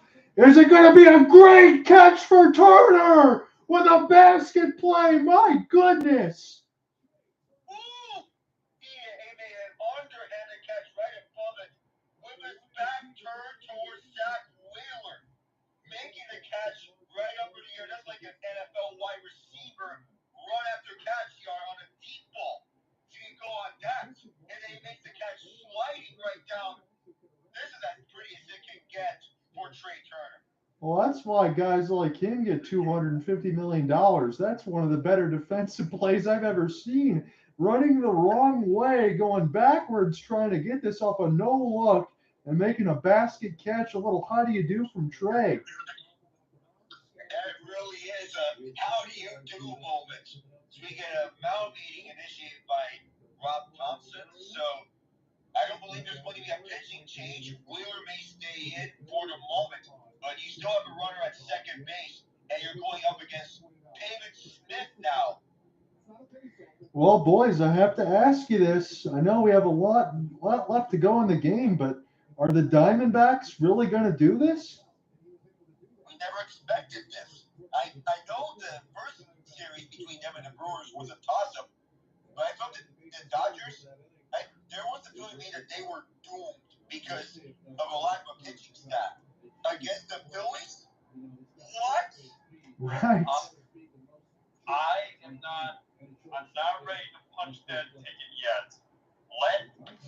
Let the Diamondbacks get through the eighth inning as a whole, because you know at the bottom of the ninth, if they still hold this 2-run lead, they're ringing in full seawall, and that is when I punch that ticket.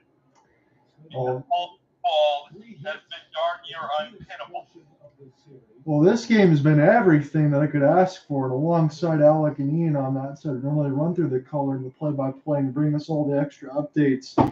This is finally a game that has given you some intrigue. We've been waiting for this. Alek and I have unfortunately brought Alek along with a lot of laughers, and now we finally get an opportunity to see something I did not expect. Again, Zach Wheeler still on the mound. Pavin Smith set the pinch hit. A single probably scores another run here for the Diamondbacks. It's 2-1 is the count. And another update, so the Jets, their goal scorers, David Gustin, Mason Appleton, and now Kyle Connor. It's 3-1 Winnipeg. Kyle Connor, Ann Arbor, Michigan native on that side. Give him a shout out. 2-1. Pavin Smith gets underneath this one. Should be a more conventional play on the left field side. Marsh makes it. We go to the bottom 8. Arizona still holds a 4-2 lead. Wheeler gets out of it behind some great defense from Castellanos and Turner. Some of the most pretty defensive plays that we have ever seen in this postseason. This is what Game 7s are all about. You never know what to expect, such as these great defensive plays. The chase down from Castellanos. The underhand catch by Turner. With his bad turn to Wheeler. Yes. This is as pretty as it can get. So I'm just going to go ahead and give a quick basketball update because there's only one other game on the docket. The Denver one went final. They got the victory over the Lakers. Devin Booker with an early 15 in the first 10 minutes and 5 of 7 shooting. Kevin Durant 2 of 9, not sharp so far. Nurkic 1 of 1. Looks like Grayson Allen and Josh Okogie. I don't see any list for Bradley Beal, so he might be starting the season on the injured list. I think he is. That's what I last saw with Bradley Beal on the injured list. So that's most likely what we're receiving. As we're looking at the final stats for the Lakers-Nuggets game. And Dean, here's the final official stat line from Jokic's triple-double. 29 points, 13 boards, 11 dimes. It's as pretty as it can get for the Joker. That's what you call light work. That's what I say for the Joker on that side. I will make no mistake about it, not because they won the championship or anything. Jokic is actually my favorite player in the NBA to watch because I feel like he does everything they need to do, and you don't have to have blinding speed and athleticism to play really good basketball. It's all about domination. It's all about the savviness, and that's what Jokic provides as a big man. The big question I have is the presumed minutes restriction for LeBron James because he played only 29 minutes where he had 21 points that led the team. Still leading the team on that much of a minutes restriction. What does that tell you about everybody else? I mean, that's all I can say. The fact that we have somebody like that still dominating in the NBA at that advanced age, we've seen some things with Kareem Abdul-Jabbar in the past and Magic Johnson, but LeBron is in a situation where he's all on his own as far as career longevity. We've never seen anything like this. I know people are going to talk about the GOAT debate between him and Michael Jordan. We're not going to talk about this. This is the first take. Right. But for LeBron to carry on this momentum for this long, 21 years of domination, he certainly has a case for GOAT, just as Seattle and Anaheim tied their respective games. Oh, man. Well, this is the problem I have with GOAT debate because it varies sport to sport. And in a sport like basketball, that title changes every few decades. Whereas in a sport like hockey, I don't think there's been anyone who's given a well thought out argument that there is another player that surpasses Gretzky as the GOAT. I don't think you can at this point. I'm only gonna table that now because the game has been so close. But when we do get a commercial break, we can definitely get back into that. I don't think you can talk about doing anything else with Gretzky other than that because you're correct. Boom. This one misses high, make it 1-2. And Jared McCann sends this game to overtime between Detroit and Seattle. Every goal in the third period has been on the power play, frankly. And the Anaheim game, you would not expect this guy to tie this game. Brett Leeson. Well, Alek Bohm absolutely snapped his bat in frustration as he swung and missed. That lumber is not going to be repaired. That lumber had a family. That was a filthy off-speed pitch for Ginkel. And again, Ian had talked about it alongside with Alek. He's still really upset with himself as Bohm Holy cow. As they're getting a good camera shot of that is, how long was Ginkel going to go? That's what you guys asked. And maybe this might be his 8th because he's looked good. Bryson Stott, 1 for 3 with an RBI double. As the Phillies are down to their final 5 outs. They're down by 2. 1-0. Go ahead. He's looking at sharpness ever as a reliever between him and Ryan Thompson being your top 2. Make it 1-1. Again, those Diamondbacks jersey logos are sweet on that side. Ginkel, 96-mile-an-hour fastball, misses high. Make it 2-1. Some of the best uniforms in the entire MLB. And I say this with utmost confidence because, boy, they look really good. And even the logo. Yes. That's a gorgeous, gorgeous pitch for Ginkel there on a slider. Make it 2-2. He looks filthy right now. Oh my gosh, I just thought of a very corny joke.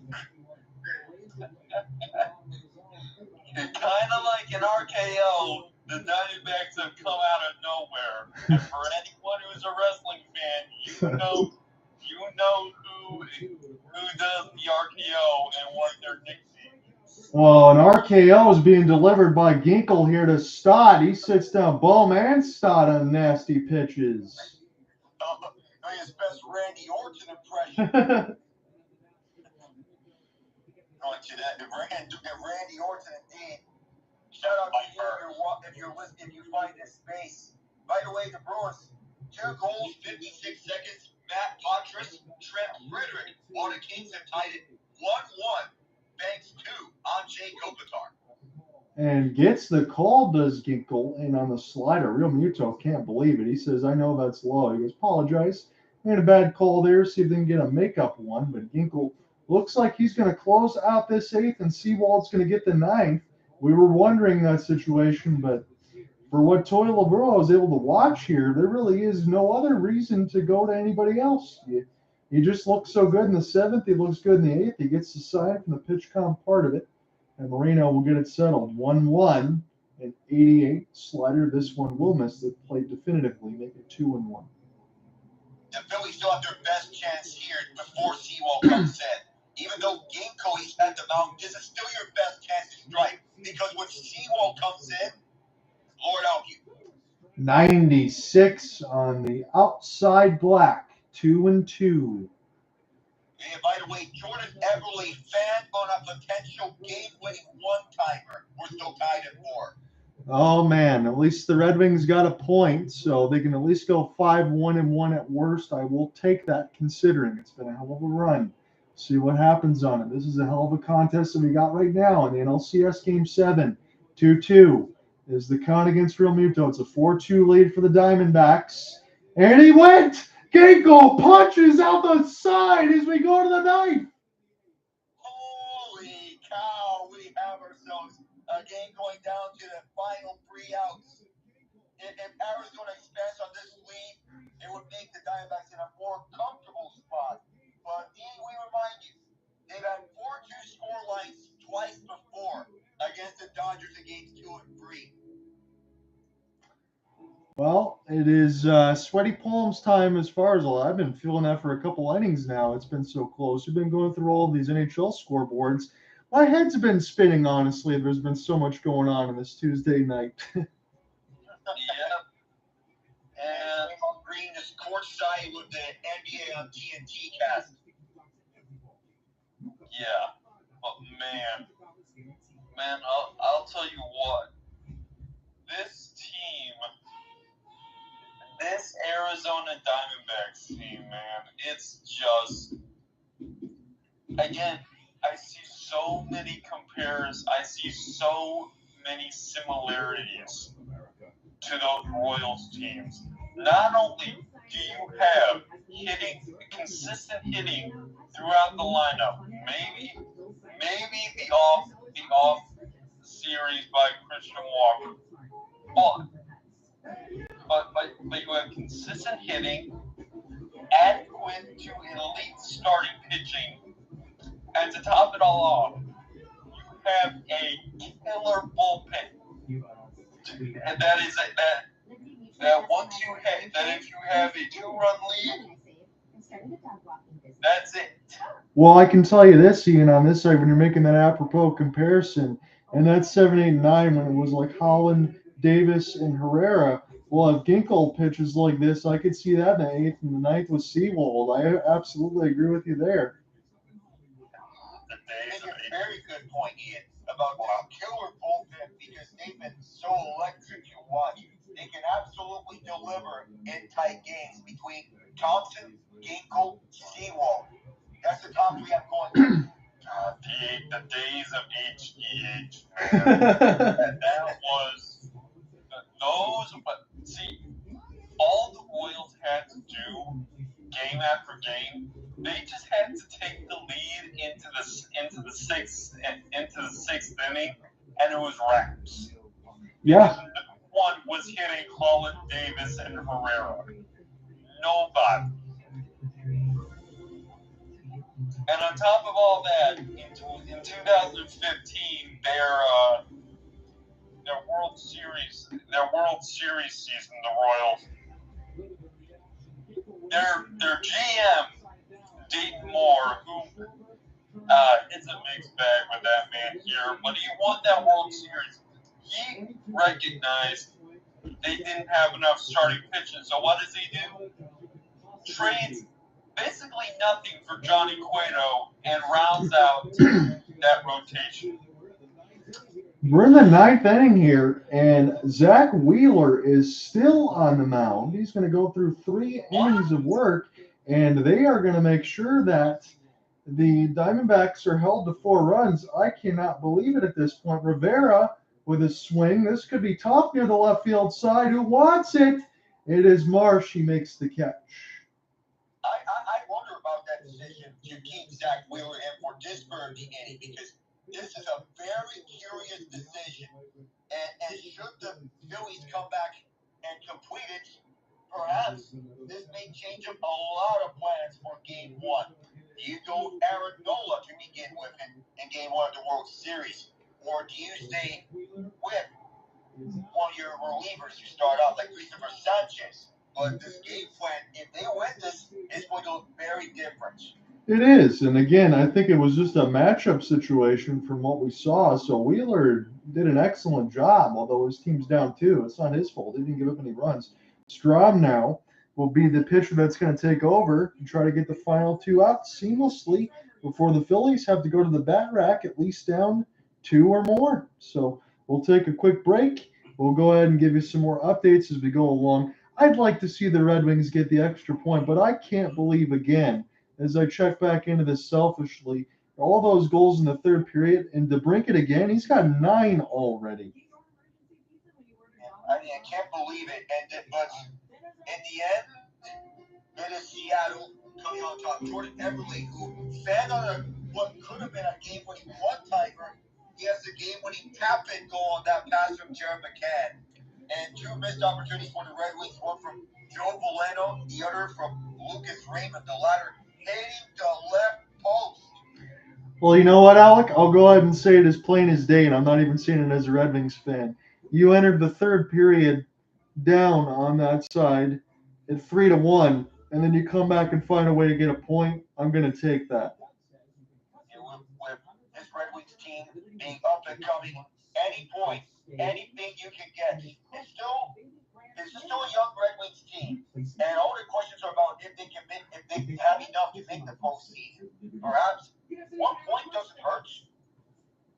No, it doesn't, considering they're down. In Seattle, if just be quite honest here, they really needed to get another victory, and they had to probably play with a lot more desperation than the Red Wings did, considering, because Seattle didn't want to go 1-5-1. They get their 2nd victory. If I'm Seattle, I'm taking this with a smile on my face. This is a much-needed win to turn around this ship and to get on the right track. We do have some more goals. Ryan Hartman for the Wild, you tied at 3-3 against the Oilers.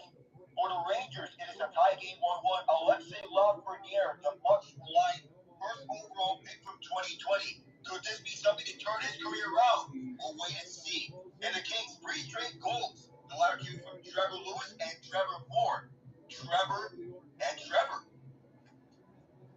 Paul Sewald, we get the shot. Hopefully somewhere Cooper Hopkins is watching in on that side. It could send the Diamondbacks to the World Series, but they have two more outs still, at least to work with to add to the lead. Geraldo Perdomo will get one more opportunity before Ketel Marte at the top. Big swing as Matt Strom is now the new pitcher. He's trying to get the final two outs unblemished at the top of the ninth as Rob Thompson looks on. Wouldn't it be something if the Philadelphia Phillies and the Houston Astros, who we already saw as Perdomo gets a base hit, both get eliminated? I don't think anybody expected that, but Texas is watching with intrigue. They don't have to play until Friday, and we'll see who their Game 1 starter is going to be at some point. And we'll see where they go to Nathan Evaldi, but whoever it is, would be interesting. So it'll bring up Ketel Marte. We'll get a chance to do this again. It's very important for Strom to keep this run right where it is. Marte offered at the first pitch. Lucky for him, it'll go foul. It's 0-1. He's up there with Steve Finley for most hits in postseason franchise history. Finley set that record in 0-1 during their World Series run. Marte definitely making history with them. It's good to see because Marte hasn't had the opportunity to play a lot of postseason baseball. And now that he's finally got it, he's really been bringing himself to that pool party. They're going to be jumping into it in Chase Field when they get a chance to go back to it. But they're going to have to start on the road if they make it in Globe Life Field. So, could this be continued road field advantage? I'm saying this with a nervous laughter on my face. I don't know what to tell anybody on that side. Sometimes things just can't be explained. It's 0-2, and they'll use the disengagement. But yeah, I mean, this postseason has been absolutely wild in that regard. And again, for next year, there is no way we'll probably see something that so soon again. Yeah, by the way, Frank Matrano says, good night, Columbus. Ducks went in overtime. Wow. So Ducks get their first victory on the year. The only team that does not have one, I believe, now is the Sharks. Hey, John, I want to make this point. This isn't the first time that we've seen this road field advantage phenomenon. Because if you remember, if you both recall, 2019 Nationals versus Astros, the winner of that game, of those games, was always the road team. It was the complete opposite of what you would expect. Yeah, I don't understand that portion of it. And again, for the Nationals, I know Alek had brought this up too. You talked about the soccer reference you made with Sporting KC. If the Nationals didn't have all the leverage to be able to get some wins, they wouldn't have come back to win the World Series because they were at the bottom of the barrel halfway through the year. They were 19-31, and they turned things around. Just some. It's something that Utree said once. Talent finds a way sometimes. Yes, it does, and you do need people to step up in the postseason and get some unlikely heroes at times. That's what makes great teams. Ketel Marte followed it off the hit and run from Torey Lovullo as he got the sign, and Marte will do it again as he continues to work this at bat. They sent the runner again. Perdomo's going to get his sprints in. Again, he's warming up for a potential stolen base if Marte were to get a hit or a ball. Well, some of the Phillies fans that they're showing on the TBS camera crew side are kind of feeling the way I am. A little bit nervous here doing this broadcast side. Are they going to join the Texas Rangers in the World Series? Right now, they're trying to get a couple extra runs. Still 2-2 against Marte. And a swing and a miss. Strom gets the punch out and a really big at-bat. He needed that, Strom, because, if there was any chance for the Phillies to come right back, it is right here, right now, if they were to get any more of these chances. But it's becoming a slimmer window. Question is now for me, and it doesn't look like it, but I was going to say it out loud. Do you want Corbin Carroll? Because you haven't got him out yet. I don't think you will. Yeah, I don't think you want him because he's dangerous and he can strike any time. I would say, I usually wouldn't say this, but Corbin Carroll is the guy you walk. Wait, no. I mean, okay, you know what? If you really want to play with fire, you walk Carroll and you also walk Moreno. because after Moreno, if Walker, who has not had the most productive series. If that happens, Ian, I'm going to confess to you, my brain might melt. I mean, my brain might melt too, because Corbin Carroll usually he's striking this right through and finding those open holes. 1-1, and Carroll will use his disengagements. The batter gets 1, the pitchers get 2. He's 3 for 3 in this game. He's done all sorts of damage. Another run here almost assuredly puts the Diamondbacks into a situation where Seawald can get the close. I don't want to get too far ahead of myself, but another one would be big. We'll get set to do it again, 1-1. Pitch clock down to 5. Strom delivers. Fastball followed straight back. Make it 1-2. And Robert Thomas has made it a one-goal game between the Blues and the Jets. And on an awkward deflection off a Winnipeg Jet player after the Blues picked it up from behind the net. 1-2. Tense moments here. Carroll trying to come through. Here comes Perdomo. Big swing and a miss.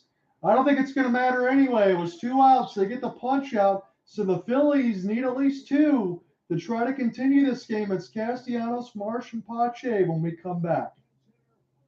And the Phillies are down to their last gasp of air because normally you would think that their bats come alive in these situations. But against Paul Seawald, I'm not sure about that. I mean, Seawald has been, she's been, again, nearly unhittable this series, if not actually unhittable. Because last I checked, he had a 0 ERA. It's still amazing to me that the Mariners moved on from him.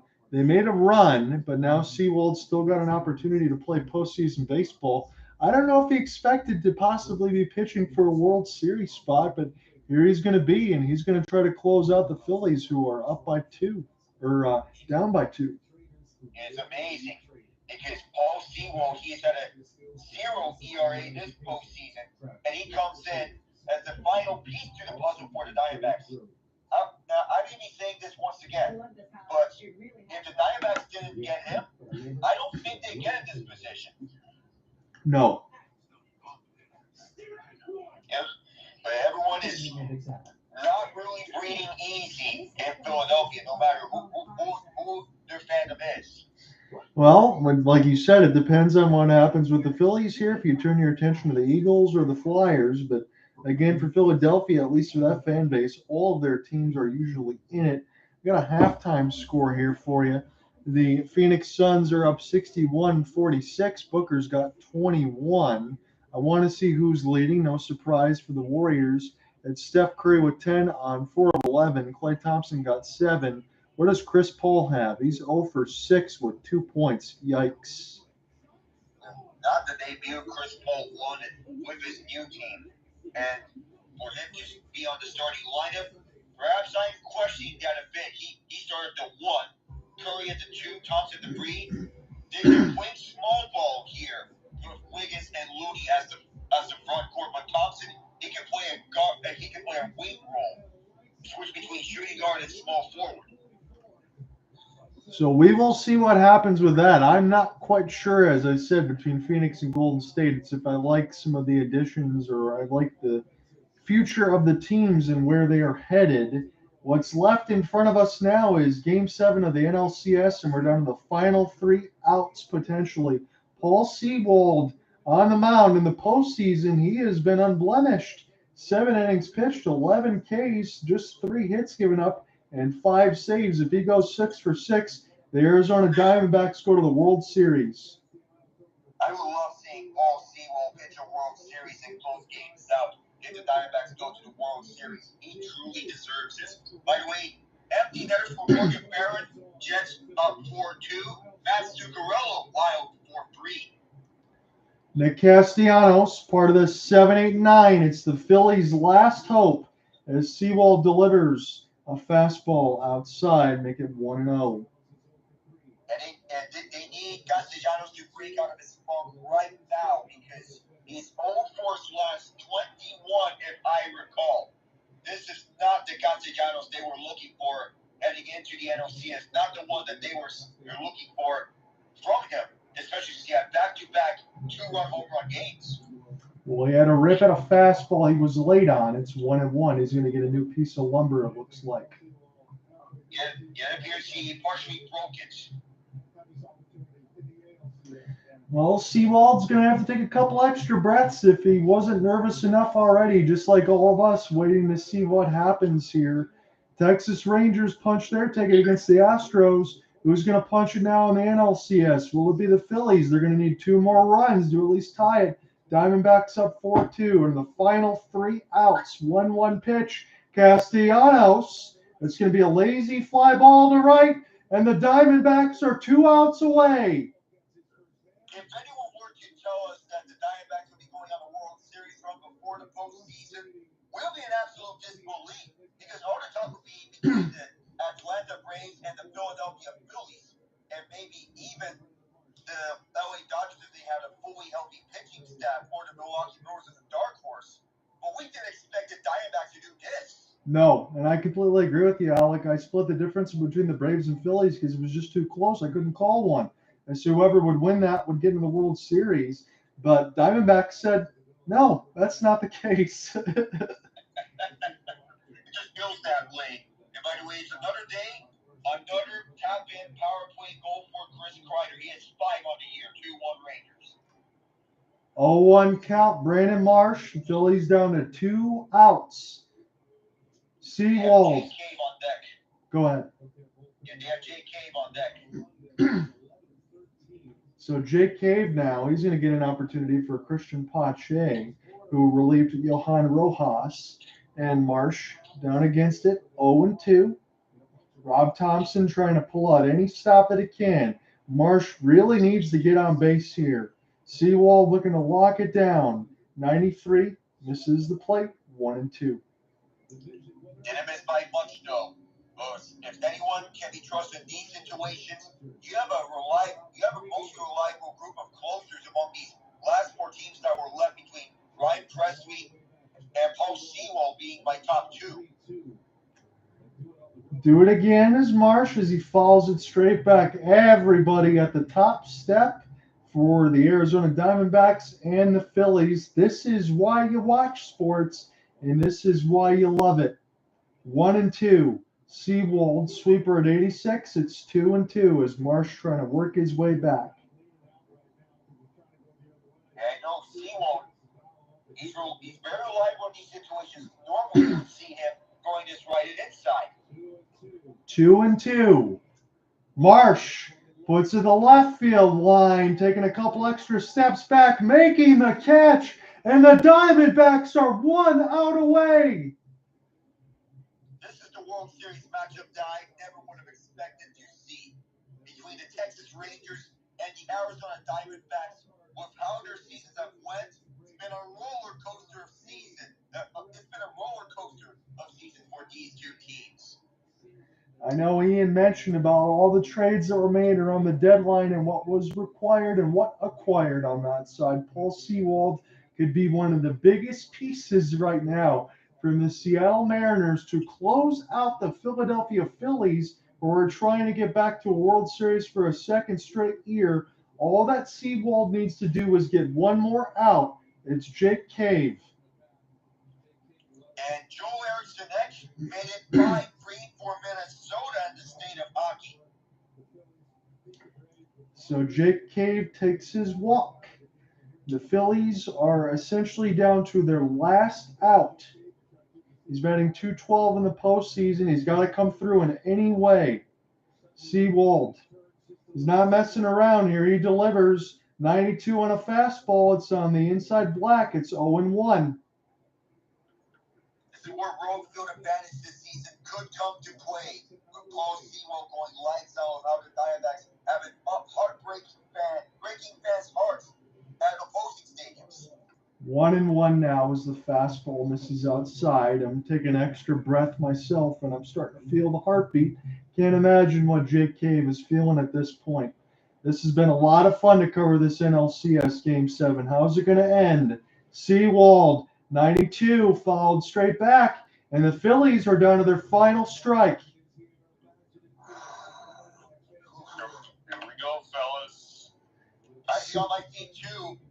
Some fans can't even look on the Phillies side. They're so nervous right now. Jake Cave on a 1-2, and he follows it back. He gets it in the same spot. We'll do it one more time. Some of these Phillies fans are praying for some sort of miracle. Seawald gets the sign on the pitch comm. They are praying. They're looking down. Some are standing. 1-2. Cave doing an excellent job keeping himself alive here.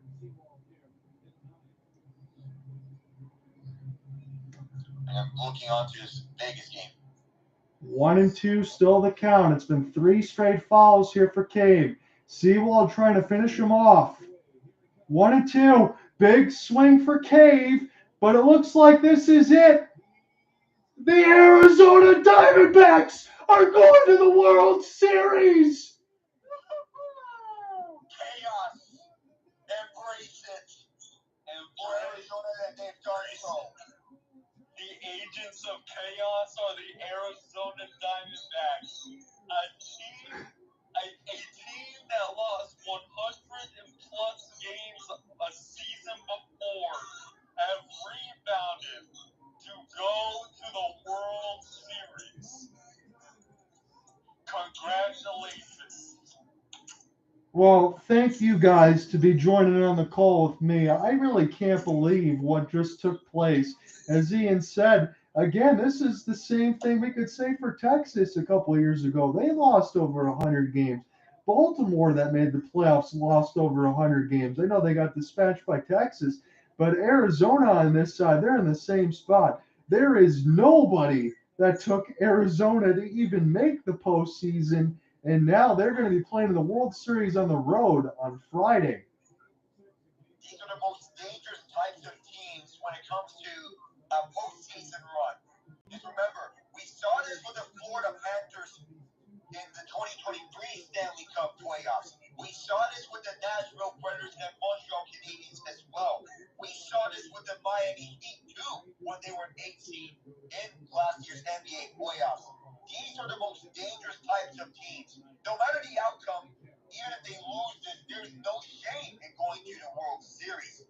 This is a tremendous run. And the NLCS MVP, I say it's wide open between their top guys. I'm going to leave that completely to you because I haven't watched as much of this series as I'll get a chance to in the World Series now. It was unquestioned with Adolis Garcia, but I do want to see who gets it for the Arizona Diamondbacks. This is a very interesting question indeed. And we don't know who is going to win it. We might not know, but if my best bet is on someone, I'm going to pick Ketel Marte. I think that's a good call. If you were going one game alone, you'd probably go Corbin Carroll, but I will go Marte on that side now that you mention it.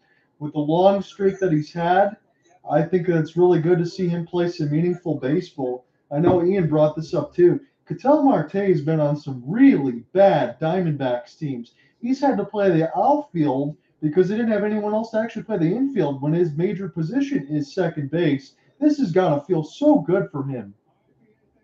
Very relieving indeed, but he's primarily a second baseman, and he's back in his traditional spot, second base. And Corbin Carroll is usually a left fielder. He had to play center field and right field because Jake McCarthy's not available. This is a really good feel-good story for the D-backs, no matter where they finish in this.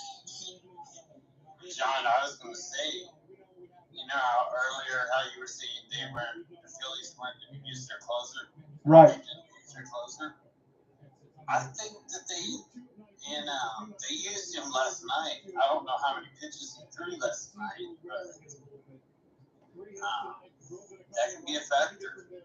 Yeah, Getting very limited Craig Kimbrell. it was. And again, I'm surprised on that side in between, Soto and some of the other pieces that they have. I know Soto hasn't been great or anything, but they brought in a lot of different closers to be able to use. You didn't see Sir Anthony Dominguez today either. So it was up to Wheeler. He did the job. But again, the Phillies get turned away. They only scored 2 runs. Arizona Diamondbacks win this 4-2. And I asked this to Alek yesterday, why shouldn't Texas be considered a favorite to win the whole thing? Well, I could probably take that off a couple notches because if Arizona can pitch like this and they can hold Texas enough, they've already scored enough runs and they can be clutch at times where this could be a really good World Series that could at least go 6 games. Yeah, I'm not counting that out. A 6-game World Series, I would love that. And this is going to be good for the game of baseball that we get to see a 5 seed and a 6 seed in the World Series. Parity. Yeah, just about getting in. Again, we mentioned this from the very beginning, from the first day of the wild card side, and between Texas and the Rays. A few days after that, I made the comment to Alek. I said, well, all the teams that won 100 games were all the teams that lost first. So it just doesn't matter sometimes what you do in the regular season. It's about being able to just continue to push through. Look, they're showing Ginkel right now, 4.2 innings. He was unscored upon, but I mean, he struck out the side in the 8th and looked awesome.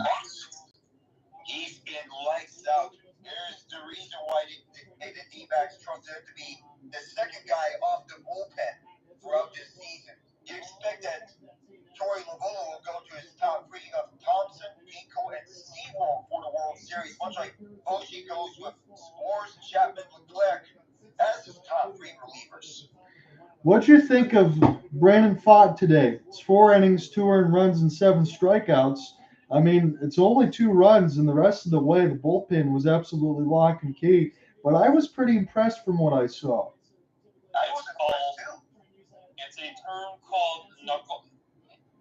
Basically, what he did was knuckle down and drag it out. Yeah. This is the definition of this is the definition of standing on your own 2 feet.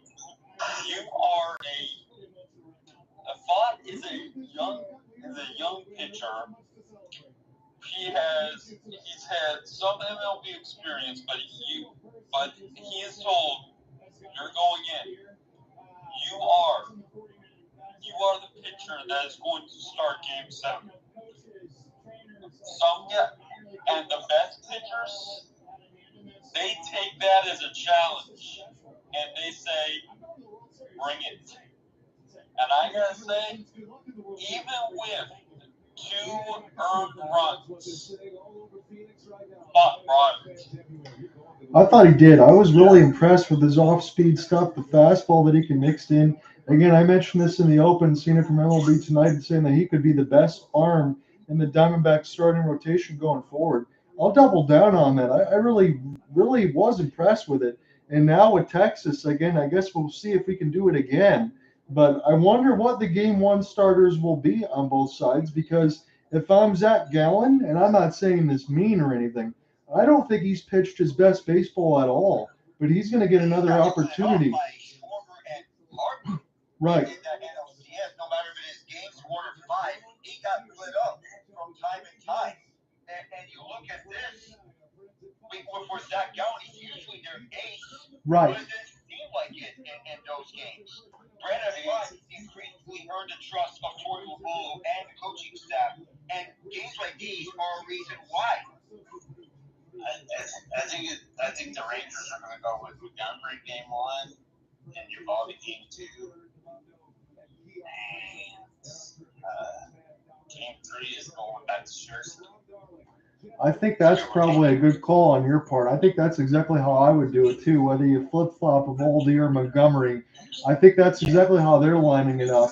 And for the Diamondbacks, what say you, Alek, on that side? Do you think it's, if we had to guess it right now, I know it's going to be about an 8:15 start for Friday side, but thought probably get somewhere in the middle between game 3, but you're still probably going to roll with Zach Gallen to begin, right? Yeah, you're probably going to start with Zach Gallen to begin with because normally you go with your number one guy you go to, and Gallen would be your number one guy in most cases. So the safe call is go to him to start off. And if you're the Rangers, even though you used Jordan Montgomery in Game 7, you may want to go to him for Game 1. If not, and you defer to Vivaldi for Game 1, Montgomery has to go for Game 2 nonetheless. And it's a 6-4 hockey game in Minnesota, by the way. All of the Golden Knights, I'm looking at the Rangers, and there's one other team that scored. I can't tell who it is, but they've all scored as of late. But you got to go with Gallen and Montgomery or Vivaldi in Game 1. So I'm going to stick with everybody here until we get the NLCS trophy when they get that all through. Just to reiterate again, Alek and I will be on the call for most of the World Series together. So game 1 is going to be, let's say, about an 8:10 start Eastern.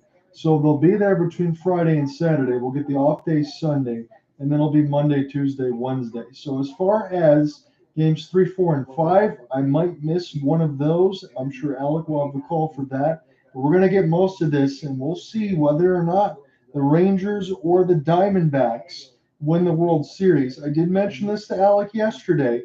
I gave the Diamondbacks their flowers now, and I did ask, which team did you think has the advantage in the World Series? Because now I thought Texas may be chomping at the bit to play against Arizona, but now that I've seen that pitching staff, the way they performed in Game 7, I'm not so sure.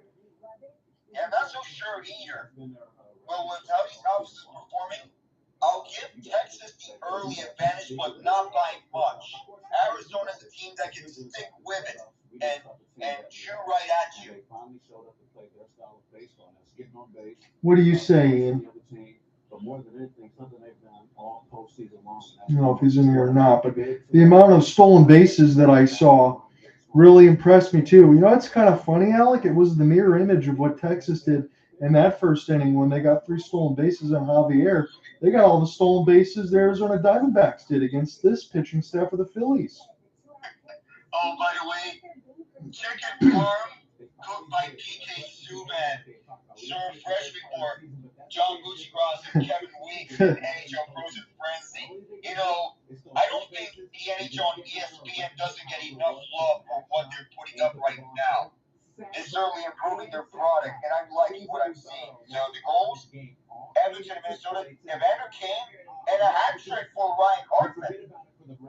They really needed Evander Kane to get going for some secondary goal scoring for the Edmonton Oilers, but they're down 6-4. Goaltending has not been something that we talk about with Edmonton in the greatest light. Jack Campbell only stopped 23 out of 29. And on the other side, Philip Gustafson, 25 out of 29. Philip Gustafson has looked un-Philip Gustafson-like throughout this game.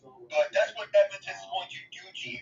They're going to light up the score sheet, no matter who the opponent is, unless they come across a really good defensive team that's going to force them to play at even strength, because the power play has been their bread and butter. The Rangers and Golden Knights on the other side, they have their goals. Eric Gustafson, I almost said Phil Ketel, but it's Gustafson's goal.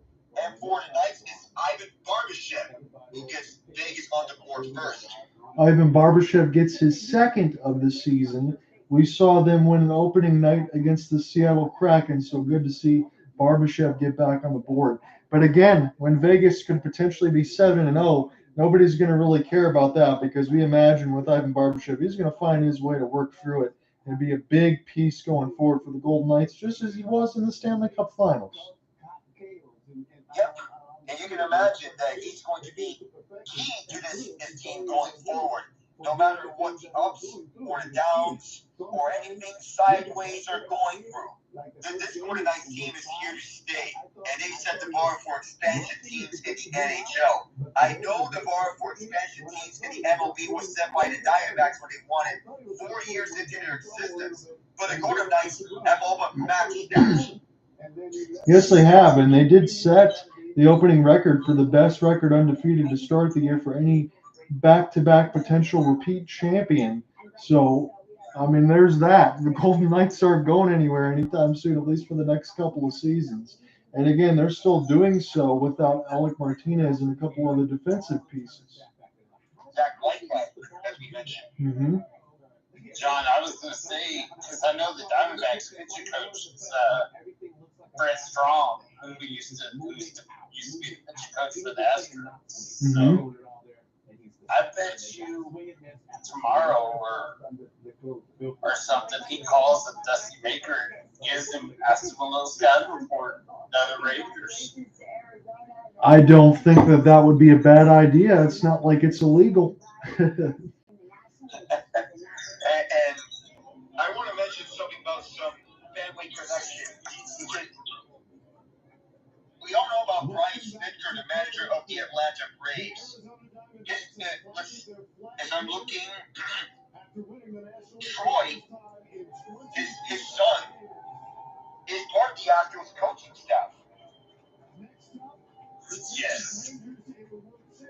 I was going to say, Alek, Troy is possibly getting a manager's job somewhere. Anyone you can take from that Astros coaching job, other teams will want to get at these guys. The NL pennant is being celebrated by Arizona, as all that's left there are the players and D-backs fans. Well, for Ken Kendrick, I don't even know if he expected something like this, but you see that flag and you see all the celebratory smiles and faces. I'm just waiting to see now for the NLCS MVP before we get out of here on that side, as they're getting interviewed by Matt Weiner, who's normally doing some basketball stuff right now, but we're very busy across the Turner Sports Networks. You know, Brian Anderson, he's the lead play-by-play man for the MLB on TBS. And this game is maybe the reason why he's not at San Francisco calling the game between the Suns and Warriors. That's about being taken by Ian Eagle. Yeah, I imagine on that side, when you have plans and flights and everything else, for everything else that's going on, that type of job description can be very difficult. But you got to be at the spots that you can. You got to be multi-talented. And so we try to call all these games ourselves. We're not professionals, but at least we try to aspire to be and give you some good calls across the board. Alek, again, thank you very much for joining me with this side of it. And, I mean, well, at least we had some fun today. We got a close competitive game. We've had a very loaded schedule. I'm really, really, really looking forward to Friday. I would love to watch what Friday offers over at Northern Texas. And I want to make a correction for someone because even though he may not be the most popular man when it comes to politics, this is not something political on a discussion. But the Rangers are based in the city of Arlington, not Dallas. Arlington is 19 miles to the east of Fort Worth, 20 miles to the west of Dallas. Right. So it's somewhere in the middle. And I know the DFW Metroplex can be confusing because you have these three big cities between Dallas, Fort Worth, and Arlington. It's such a big metroplex that you could get easily lost in any of these streets or freeways. Heck, I get lost in some of the stuff in the Michigan parts of the airport, so I don't even want to imagine. I've only been to the DFW airport, so I haven't even seen the cities of Dallas or Fort Worth, even though I've been around the city of Houston. Well, you got to feel good if you're Torey Lovullo, huh, don't you, Alek, on this side? I can't believe he's here at this point in the Diamondbacks, but again, as we talked about, they're back in part of the pitching staff and everything else that they've done. We mentioned some of the strengths for Texas. Again, I'm just going to go ahead and say I think this is a series that'll at least go 6 games. But again, no matter, as Alek brought up, no matter what happens with Texas and for Arizona at this point, I don't think anybody's going to be upset about who wins or loses because both of these teams were not penciled to be here. Yeah, I don't think they were penciled to be here in the past, given where their track records are previously. And the Rangers normally would expect that they win games because of pitch when they got Jacob DeGrom. But when he got hurt, they saw their offense going lights out anywhere they went. And between Corey Seager, team captain Marcus Semien, Adolis Garcia, and everyone else, this may be the best Rangers team that they've fielded out there. You know, honestly, they've been there a couple times before that. I know you corrected me, and thank goodness that you did. At least you got that one on that side. I think this is the best Rangers team that we've seen on that side. And I've had some friends come out there and tell me this is our time. But again, from the way that the Diamondbacks have played and when they really needed it, Pham was excellent considering. And that back-end bullpen was unblemished. If they can do that again, they give themselves a shot. Again, we're still waiting on the MVP. Alek did mention Ketel Marte. I think that's probably going to be the one here, but we're getting close. We're getting close here. We don't have an official award yet, just as the Wild have put away the Oilers to make it 7-3 on an empty netter by Marcus Molino. Nick would be proud. And the Vancouver Canucks hang on to beat the Nashville Predators 3-2. Their focus shifts over to the free games that are left, and the Flyers have tied it with the Golden Knights, thanks to Noah Cates. Well, we can say this officially before we sign off. It's a Marte Parte, and he's got some tears in his eyes. I know he's really earned this. Again, it's been a lot of lean years as far as some of his baseball, but man, he's been really, really good, Alek. You have to feel happy for him because he's been part of bad Diamondbacks teams in the past. Didn't they have 50-something wins 2 years ago, if I remember correctly? So they had 50-something wins 2 years ago. And for them to turn around in 2 years to field this team and have their top three of him, Corbin, Carroll, and Gabriel Moreno to lead the way for them, and not to mention Christian Walker getting some productive at-bats, even though he doesn't have the luster that Marte, Carroll, and Moreno provide. This Diamondbacks team has a chance to do something special. I want to get you some early predictions for this World Series. Okay.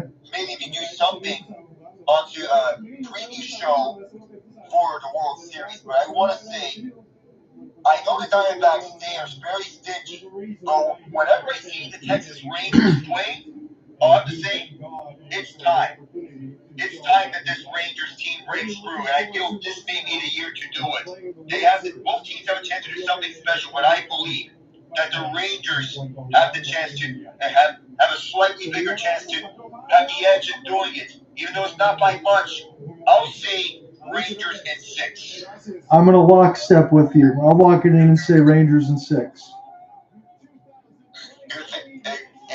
It's always a good thing when you have a high-powered offense and a quality pitching staff who can deliver at least 6 or 7 innings between Montgomery and Eovaldi, and then Max Scherzer and the rest of the company, they can do the rest from there between Scherzer, Haney, Dunning, John Gray, Martin Bass, everyone else there. They can deliver at least 3 or 4 quality innings. Well, I'm going to get set to sign off here. I appreciate everyone joining between the YouTube and the Twitter and X space on this side. We're going to see everybody here on Friday. It'll be game 1 of the World Series between the Rangers. They'll be at Globe Life Field against the Arizona Diamondbacks. Hope you guys all join us then. Have a good night.